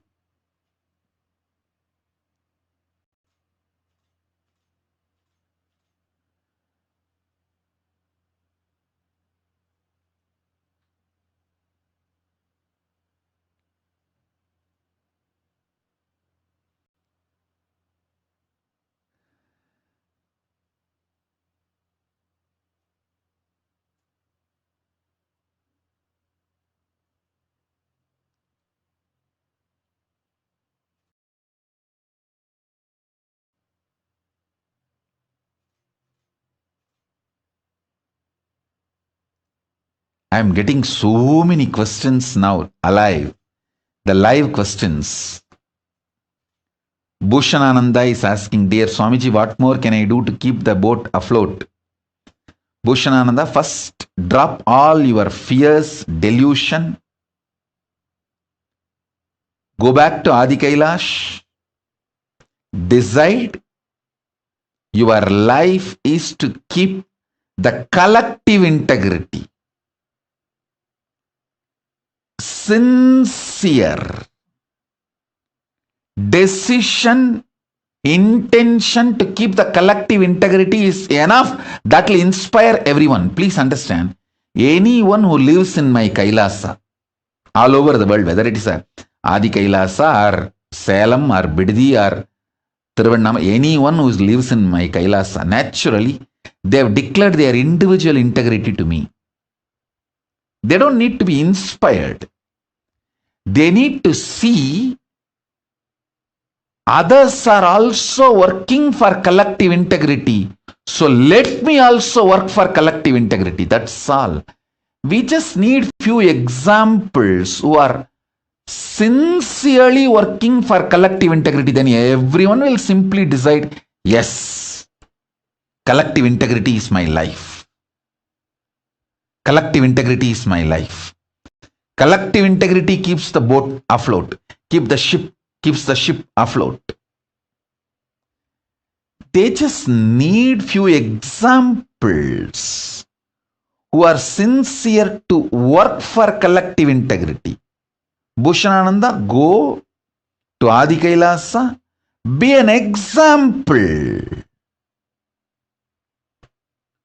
Through your sincerity, show that you want everyone to come to collective integrity. Constantly holding the space, talking to everyone, reaching out to everyone, inspiring everyone, educating everyone about the collective integrity and how only collective integrity is going to make the ship afloat.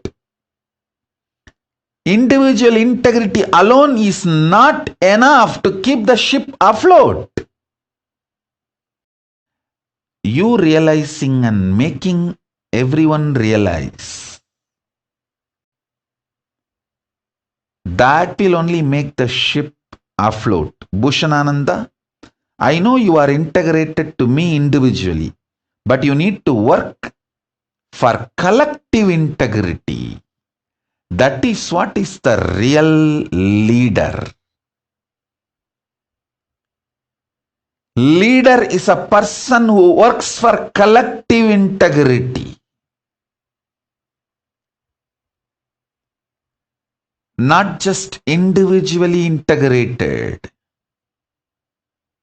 As I said, I have many people who will just be happily ready to donate their kidney for me, but cannot go around and inspire others, ask others, work with others, and make others also integrated and make the collective integrity.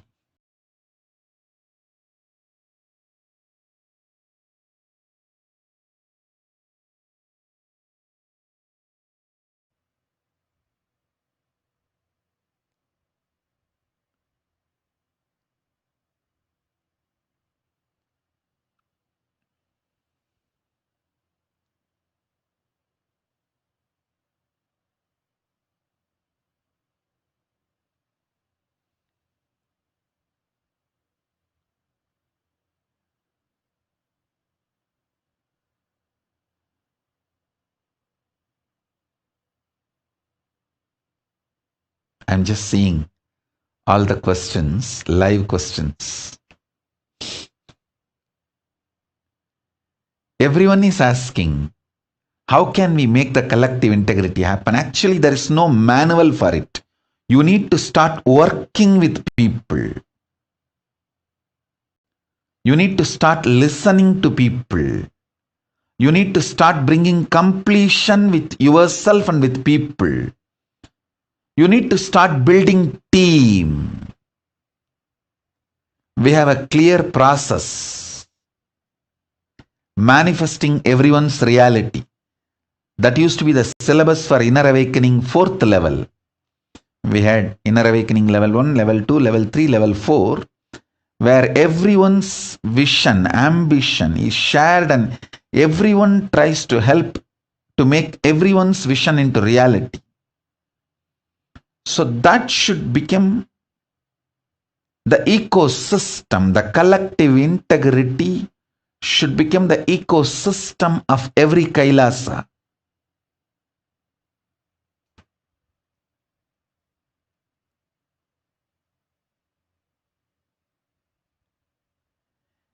Any Kailasa where the collective integrity become ecosystem, that Kailasa will be successful.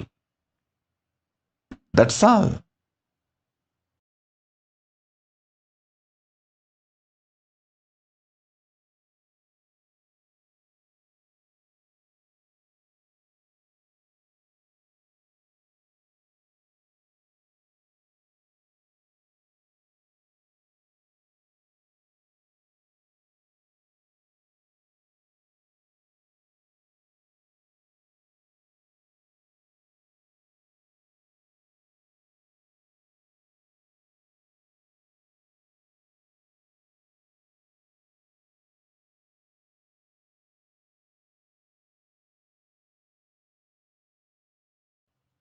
Maybe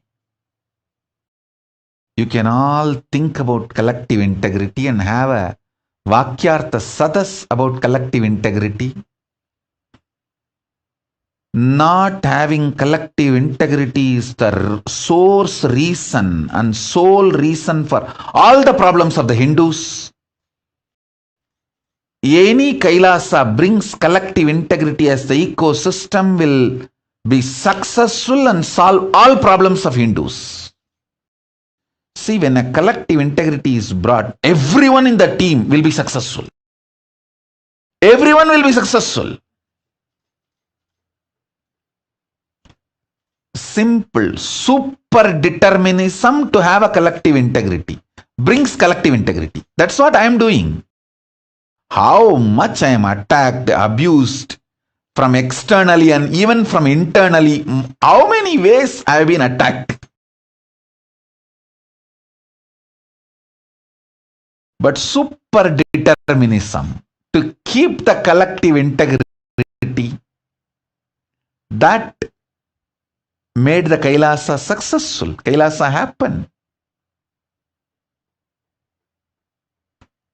That is making the Kailasa stay afloat and successful. Let's do Vakyartha Sadas on this and bring all your questions I'll answer all those questions tomorrow in the next satsang live. The next live satsang. I don't want to say tomorrow. Next live satsang. And also we will start the Parashakti, Paramashakti, Devi Bhava Darshan and Akashic readings.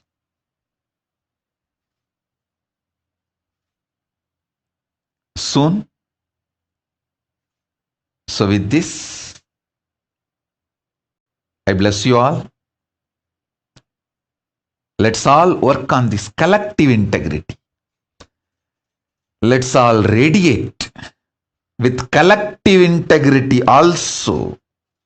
Integrity, authenticity, responsibility, enriching, causing, living Paramadvaitam, the Shuddhadvaita Saivam, the state, space, powers, being, superconsciousness, and Kailasa of Paramashiva, Paramashivoham, Om Nithyananda Paramashivoham, the eternal bliss, Nithyananda.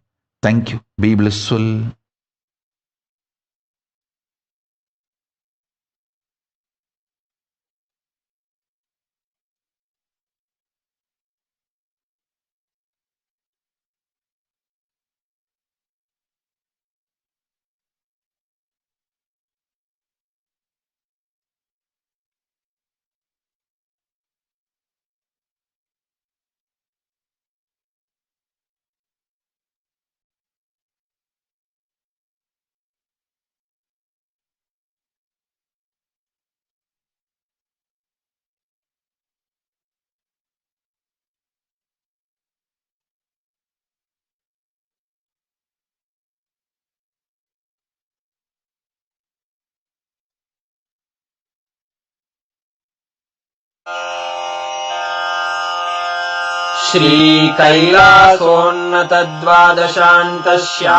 श्रीकैलासोन्नतद्वादशान्तश्यामलापीठारूढ श्रीमीनाक्षिसुन्दरेश्वरा भिन्नस्वरूप परशिवपुत्ररत्न Kumar गुरुमण्यतुल्यावतार श्रीपार्वतीस्तन्य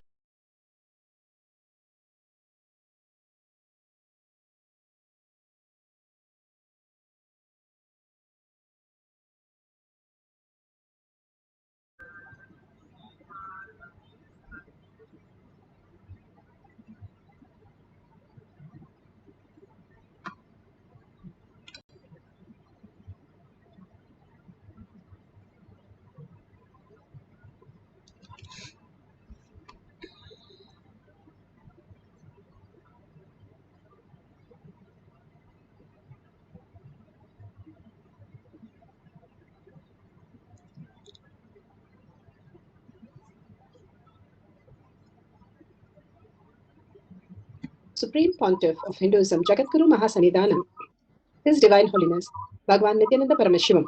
Let's start with the Sadguru Vandanam. Nithyanandam Paramasukhanam Kevalam Jnanamurtim Dvandvatitam Gaganasudasham Tattamasyadi Lakshyam Ekam Nityam Vimalamachalam Sarvadi Sakshi Bhutam Bhavatitam Trigunarahitam Sadgurum Tam Namami. Let's go through the disclaimers. Security measures. No photography, video, audio recording. Important cautions.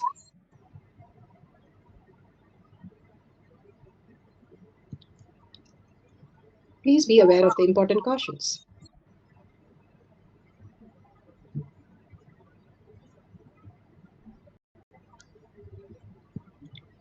What is power manifestation? Let's hear from Bhagwan himself explaining what is power manifestation.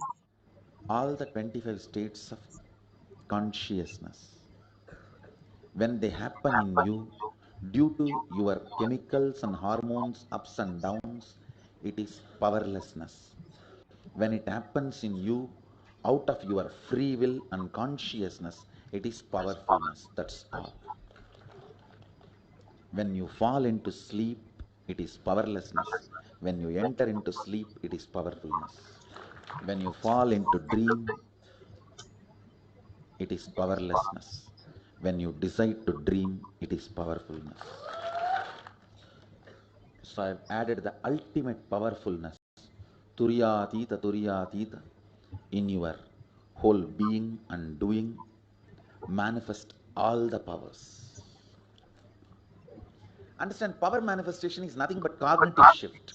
It is not work. It is cognitive shift. Understand? It is just cognitive shift. It's not work. Work is a 4-letter word. Power manifestation is cognitive shift. Playing with life. Playing with being alive. Static matter, dynamic activity, strategic existence. All these three has no boundary. You are one with it. You are alive in everything. Everything. Or the experience of the Beautifully, Bhagwan explained what is power manifestation. It's being alive, bringing that beautiful space of collective integrity, being in the super determination, that how you hold that space of oneness as your only priority and not as selective priority, but the only priority makes it happen. And simply Kailasa happens for Bhagwan. It will all happen for each one of us. It's a science. That's why it's called the science of our manifestation. You manifest your reality. You command over reality. You are the authority of the reality. There is nobody else other than you who's the authority of your reality. Knowing that is the science of our manifestation. And bringing the auspiciousness by commanding over it and by saying how you are in the space of free will to manifest all your realities. That is only possible when you understand you are a $1 trillion kid, when you understand you are auspiciousness, you are abundance, you are Paramashiva. Holding that as the only cognition, Bhagavan says, I have manifested Kailasa. You can also manifest your reality.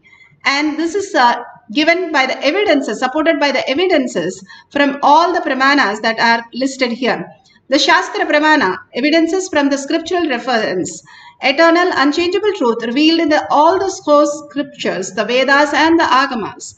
Up the Pramanas, all the Rishis, Munis, Ganas, Nainamas, Alvar, Siddhas, all of them have manifested the powers of Paramashiva and simply proved the science of our manifestation that human can experience superconscious breakthrough.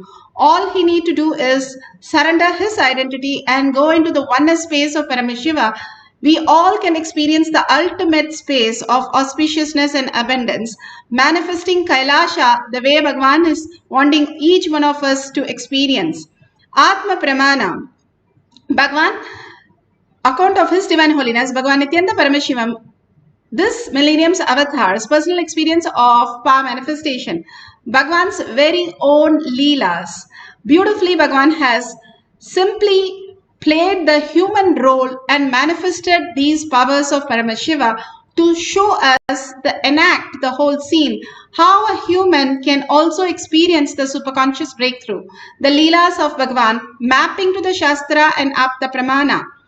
Here, Shakshi Pramana. Shakshi Pramanas are the experience all of us, millions of disciple, devotees, followers all over the world who have proved that science of our manifestation is all that which is manifested when Bhagavan initiates us. And Bhagavan has beautifully said, whoever comes to this Kailash courtyard, I myself will initiate you into the beautiful space of oneness because my presence can be felt. Whatever Bhagavan has given, if we follow with simple integrity and simple obedience, simply we will manifest the highest reality as our reality. And Pratyaksha Pramana, clearly scientific study shows that we can all be in the quantum space, the Paramashiva space, and that is the thoughtless space where we can experience the quantum entanglement and manifest all the powers of Paramashiva. This is clearly stated in science that the thoughtless space occurs to a human 3 to 4 seconds and stretched into the higher number of seconds that Bhagavan says 21 kshanas, you can experience enlightenment itself. Yes, it is seconds. That's all it takes to manifest your enlightened space. How you fall into the sleep or dream, it's the same thing we fall into the powerful space of enlightenment. Bhagavan himself as our reality. Let's see the Shastra Pramana, the scriptural reference for us to understand how we can manifest the powers of Paramashiva. This is from Sarvajnanatva Agama, verse 15. Is taken from the Sarvajnanottara Agama, verse 15. Evamekatmabhavena samstitasya tu yoginaha sarvajñatvam pravarteta vikalparahitasya tu. Evamekatmabhavena samstitasya tu yoginaha sarvajñatvam pravarteta vikalparahitasya tu. Beautifully, Paramashiva says, within such a yogi, establish himself in absolute non-dual oneness with Lord Shiva. One keeps himself free from all sorts of differentiating notion. The exalted superpower of all-knowing, Sarvajñatvam, gets unfolded in all its fullness. Bhagavan Paramashiva beautifully says how the collective integrity that manifest as our reality. When we are matured into understanding the higher science, we will be simply able to download anything that we are wanting, that any knowledge, any information, any of the things that is there on planet Earth can simply be tapped and downloaded. Bhagavan says, Gurukulam starts when power manifestation of downloading starts. When the Balasans were asked to sit on the stage and given the books which they have never seen and the question paper, it's not just books but question papers which they have never seen and they have to answer just by downloading. And we made 10 of the Balasans sit on the stage and asked them the questions and they have to answer it. And they simply wrote the answers and we saw them absolutely, completely out of their age, out of their knowledge, nothing. There is absolutely nothing they can do except download. And when we were put them to the test, they simply on the stage, they did an exam and they scored 40 to 60%. They didn't even know some of the languages and they scored 40 to 60%. It's not a small number. You can try it out. You can't guess and get it correct. That was absolutely stunning because we proved it that science of downloading is the right way to get educated. And simply Bhagavan says how Vivekananda took some encyclopedia and returned it in a couple of days. And the librarian was making fun of him. What is that? He just took the encyclopedia for sleeping. But Bhagavan beautifully says, he was able to sit and answer. They did like a 10-hour question answer session on Vivekananda. And he was able to give reference, answer every single question without failing. And Bhagavan himself has done it many times and he exactly says, in the library, in the stack here, in the column here, in the book which has this picture on the top, you go to this page, please get that reference for me. And we'll be searching for that book. That is the amount of clarity we have and that is the amount of clarity he has. And all of us can have the conscious breakthrough. Bhagavan beautifully says here, when that sort of differentiating notion are dropped. What are the differentiating notion? We keep assuming that others are beyond our understanding or our self. That is a perception that we have been got in the society. But the whole science is how Bhagavan says, everybody is a part of us. Everything is a part of us. If we understand that, we will be in a higher state of consciousness. If you say everything that happens is in a quantum, if you say electron, proton, you are vibrating in this different frequency, I am vibrating, and all these objects are vibrating in a different frequency. But everything is called electron and proton. And if you exactly map it to a clay dough, if you can see, if a clay is made a cup, a clay is made as a human, a clay is made as a laptop, a clay is made as a mother, father, brother. But everything, the whole ingredient is a clay. We know how we can dismantle it and make it like animals or do anything. That's exactly how we are functioning. We are made of consciousness and we are projecting our life as unconsciously. and driving ourselves crazy into all the sufferings. When we understand the higher science, how we exist is we are the consciousness. I can rebuild into whatever I want. Yes, I don't have a hand or leg now, I can build it. I don't have a father, mother, or a house, I can build it. I want to shower all the wealth, I can do it. Because I know I am the manifester of consciousness and I can bring the reality. That is a beautiful thing, how we can exist. That is why all these knowledges simply download. Arnagiri Nadar, he was like into all the bad things that a person can do, and he was literally a womanizer, and he got into a worst disease, that untouchable disease that nobody could touch. He got fed up of himself that he wanted to kill himself. He went on the Tiruvannamalai temple on the Gopuram and was about to jump, and there's a yogi walks in and holds him. And he says, why are you even touching me? And why did you catch me? I wanted to kill myself because it's so horrible. He says, no, you're going to download the whole science now. And then he initiates him. And after that, Arunagiri Nadar gave the Thirupugal to the world. It's the highest beautiful science to the world. All these references again and again say how it is a possibility in each of us. Adi Shankara, he was a little boy, 5 to 7 years, that's all. And he got a gooseberry. So he asked Devi Lakshmi to shower on this lady for whatever she gives, that as prasada. And he showered the golden gooseberries. But he was singing the Kanda Shashti Kavasham, which is the greatest thing. He started reciting the whole thing. Just like that. He doesn't have any other previous knowledge or any schooling to learn these sciences. Same way, Bhagavan, when he was in the womb, he heard his mother chant the Abhirami Andadi. So when he was born, and he was a very, very young child, about 3 years or 4 years, he was able to recite the whole Abhirami Andadi. Ramana Maharshi, he was a Egasandagragi. Only once if he listens, he can recite anything. He was such a profound space that he can just recite. All these references, and he gave initiation to D.K. Pattamal, who's the greatest singer of the times right now in India, who was initiated by Ramana Maharshi, and she came for healing that she cannot speak properly as a small girl.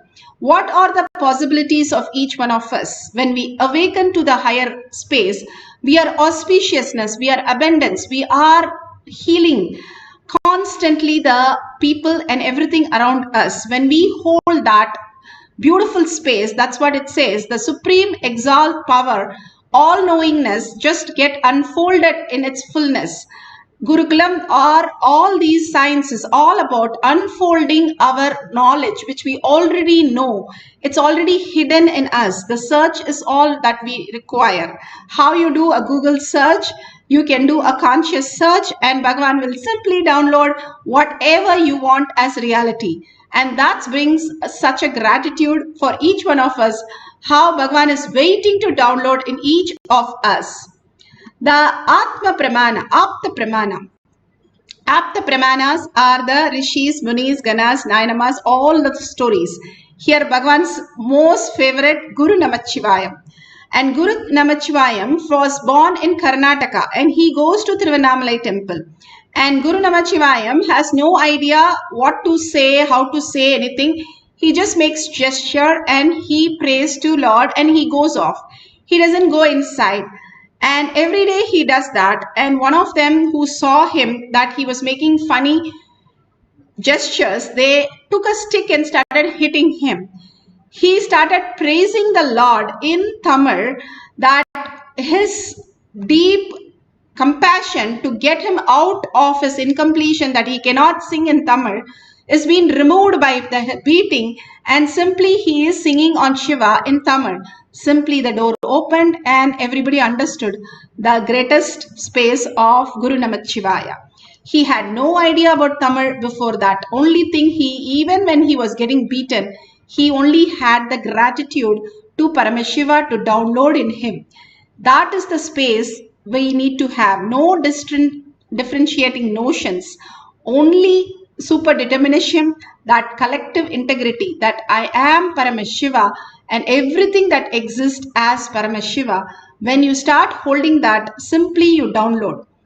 When Uddhava asked Krishna, what would we do that you are leaving, and how do we survive without you, and what should I do? Give me one lesson that will make me enlightenment. Krishna said only one thing: look at everybody as Krishna. That's all is required. If you look at everybody as Bhagwan's Dutas, Bhagwan Bhutas, Bhagwan Devatas, whatever you see in them as Bhagwan, that will make you the conscious space as ultimate. Now Bhagwan himself has beautifully narrated how he downloaded Hindi, the language Hindi. Read the Akashic records. See, the possibility of the human life is what we call Kundalini energy.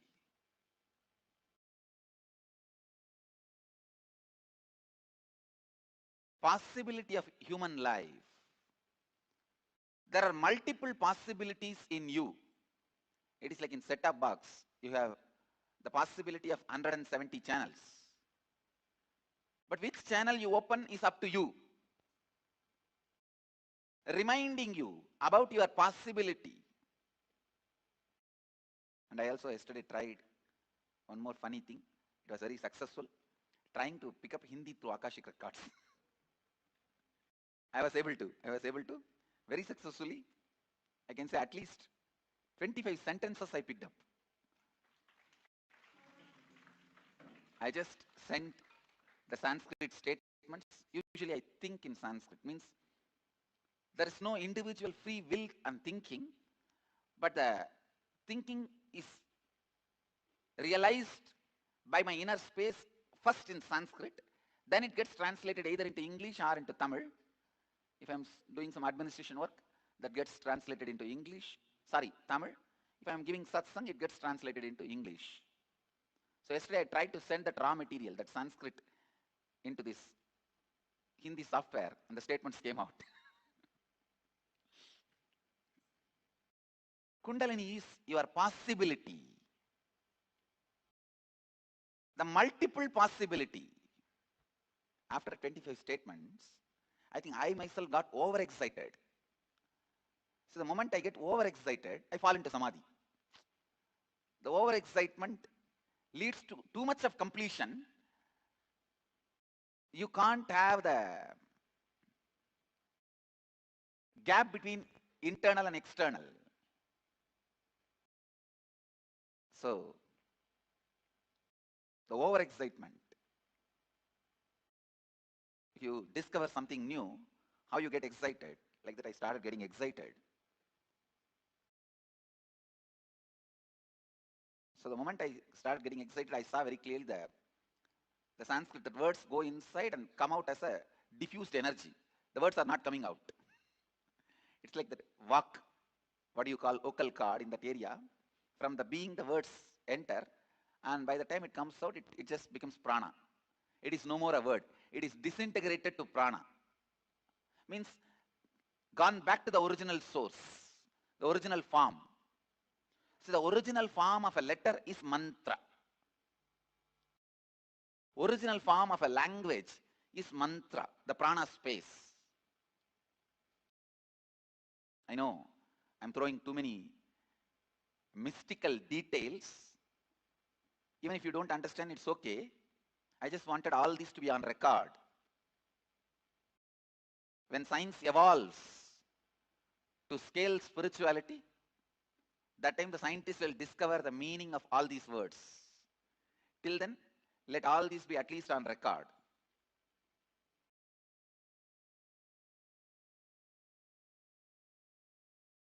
Kundalini is your possibility.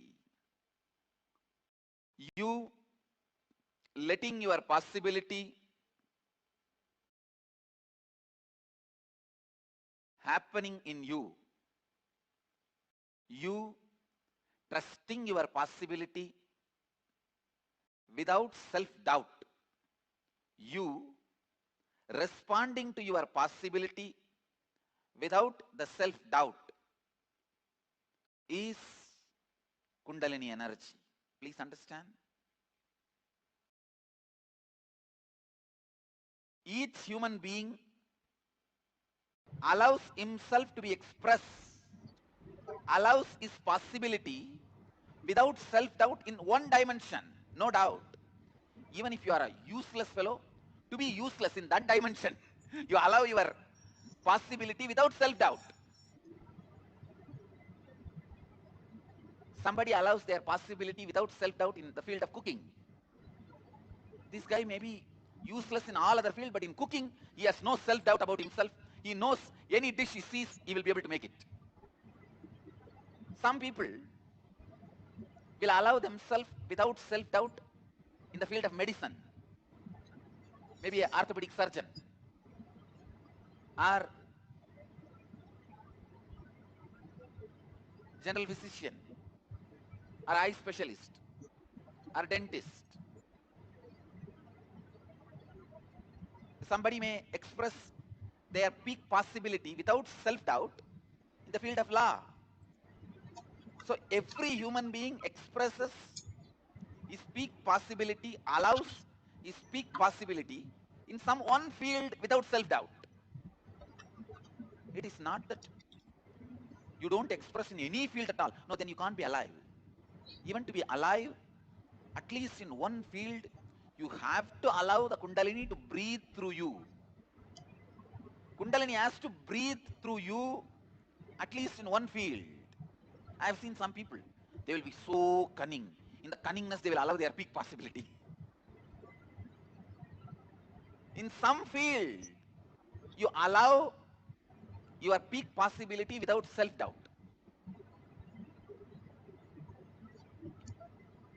So beautiful. Bhagwan has beautifully given us the click where you allow one peak possibility, where you start manifesting powers.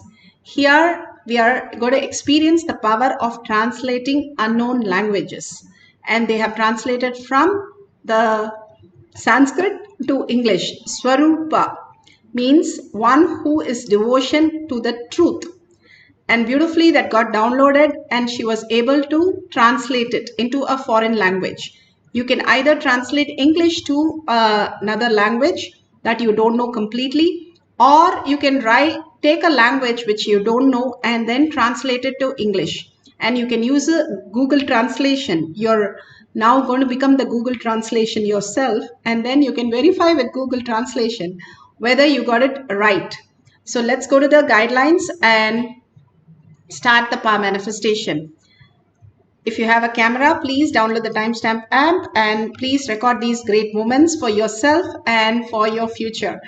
And if you have the Jnananjan in your Kantamala, apply in your third eye and your temples. If you have a partner, you can ask the partner to write in a different language and you can download, or you can ask them to write in English and you can download in a different language. Make sure at least 5 to 10 words continuously are translated in the correct language when you use the Google translation to verify it. So now let's get into the meditation, deep meditation, few minutes of meditation. You know how the science is, how it says. It really gives you the highest prosperity, auspiciousness, abundance and everything, and bliss. So here Bhagavan is beautifully guiding us into the meditation, deep oneness with Paramashiva. Sit straight with the head, neck and spine in a straight line. Bring Paramashiva, Parashakti, Bhagavan's words, powerful words in the powerful cognition that he just told us about collective integrity and how just unclutch from everything. Bhagavan beautifully says, what you eat is what you belch. What you are constantly thinking is who you are. If you're constantly thinking you are Paramashiva, Paramashiva who resides into you is all that you can experience in life, you will be in the greatest oneness space, manifesting all the auspiciousness. Once somebody comes and tell you you are $1 trillion kid, how would you feel? What a gratitude you would have for them, and how would you feel That's exactly feeling that I am Paramashiva, I am Parashakti, manifesting that powerful space. For few minutes, just drop your identity, sit with 25 heads and 75 eyes and 50 hands in the bhava that Bhagavan beautifully is going to land on you to manifest all the reality that you're asking for. Simply, he is going to manifest everything that you're talking about, your auspiciousness, your abundance, your wealth, health, healing, your job, your security, your relationship. Everything gets fulfilled when you sit with that space and drop your identity, which is not going to give us any of the help except constantly create confusion and chaos, and leads to more sadness and tiredness and boredom and disease and death. Be in the space, I am Paramashiva, I am Parashakti. Contemplate on the words that Bhagavan has just given us. Absolute unclutching and complete completion from everything that you know as your identity. Anything as your identity, drop that. And intensely connect to Bhagavan in the Shakti Pada and chant the Maha Vakya. When you are entangling with Bhagavan in the oneness space, simply you become that space because he is in the Samadhi space, the highest consciousness. When your mirror neurons, when you are thoughtless, the mirroring neurons catch the highest frequency and start making it as reality. This is a science.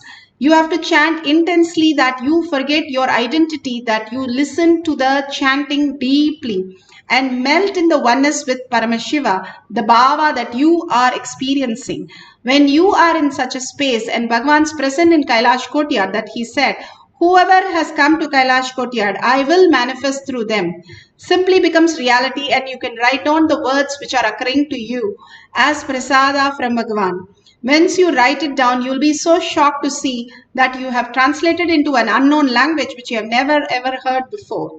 So you can choose the language, you can choose the details, how you want to do, whether English to that language or language to that English. Whatever you are given as prasada, write it down, and whatever, don't judge. That is what Bhagavan said. Drop your self-doubt and be integrated to one dimension of you. You will see phenomenal things happening in that. And simply it will manifest all your space of Paramashiva in your life.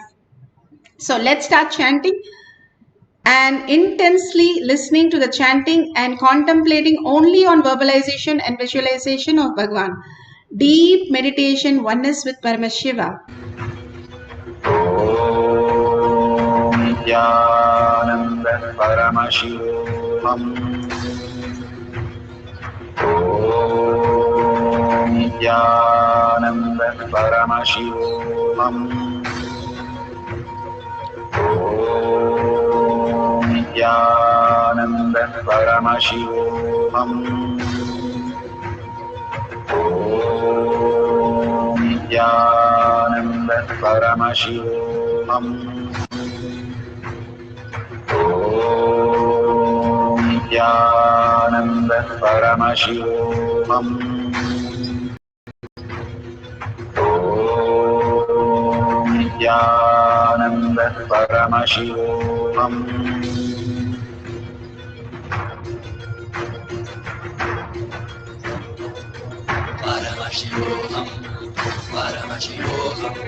Let Paramashiva's third eye manifest in all our third eyes. Let the Amrita pour, let the Varni open up, manifest in all of us.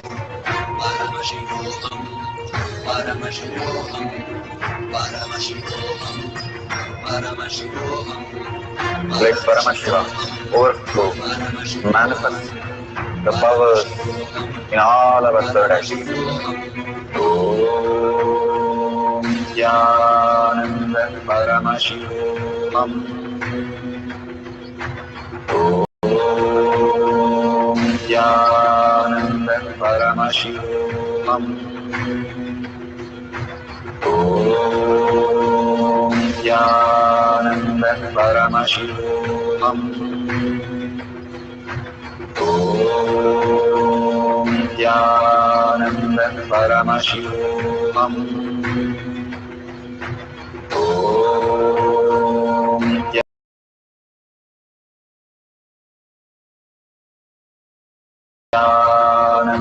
Paramashivoham. Nithyananda Paramashivoham. Om Nithyananda Paramashivoham. Om Nithyananda Paramashivoham. Om Nithyananda Paramashivoham. Om Nithyananda Paramashivoham. Om Nithyananda Paramashivoham.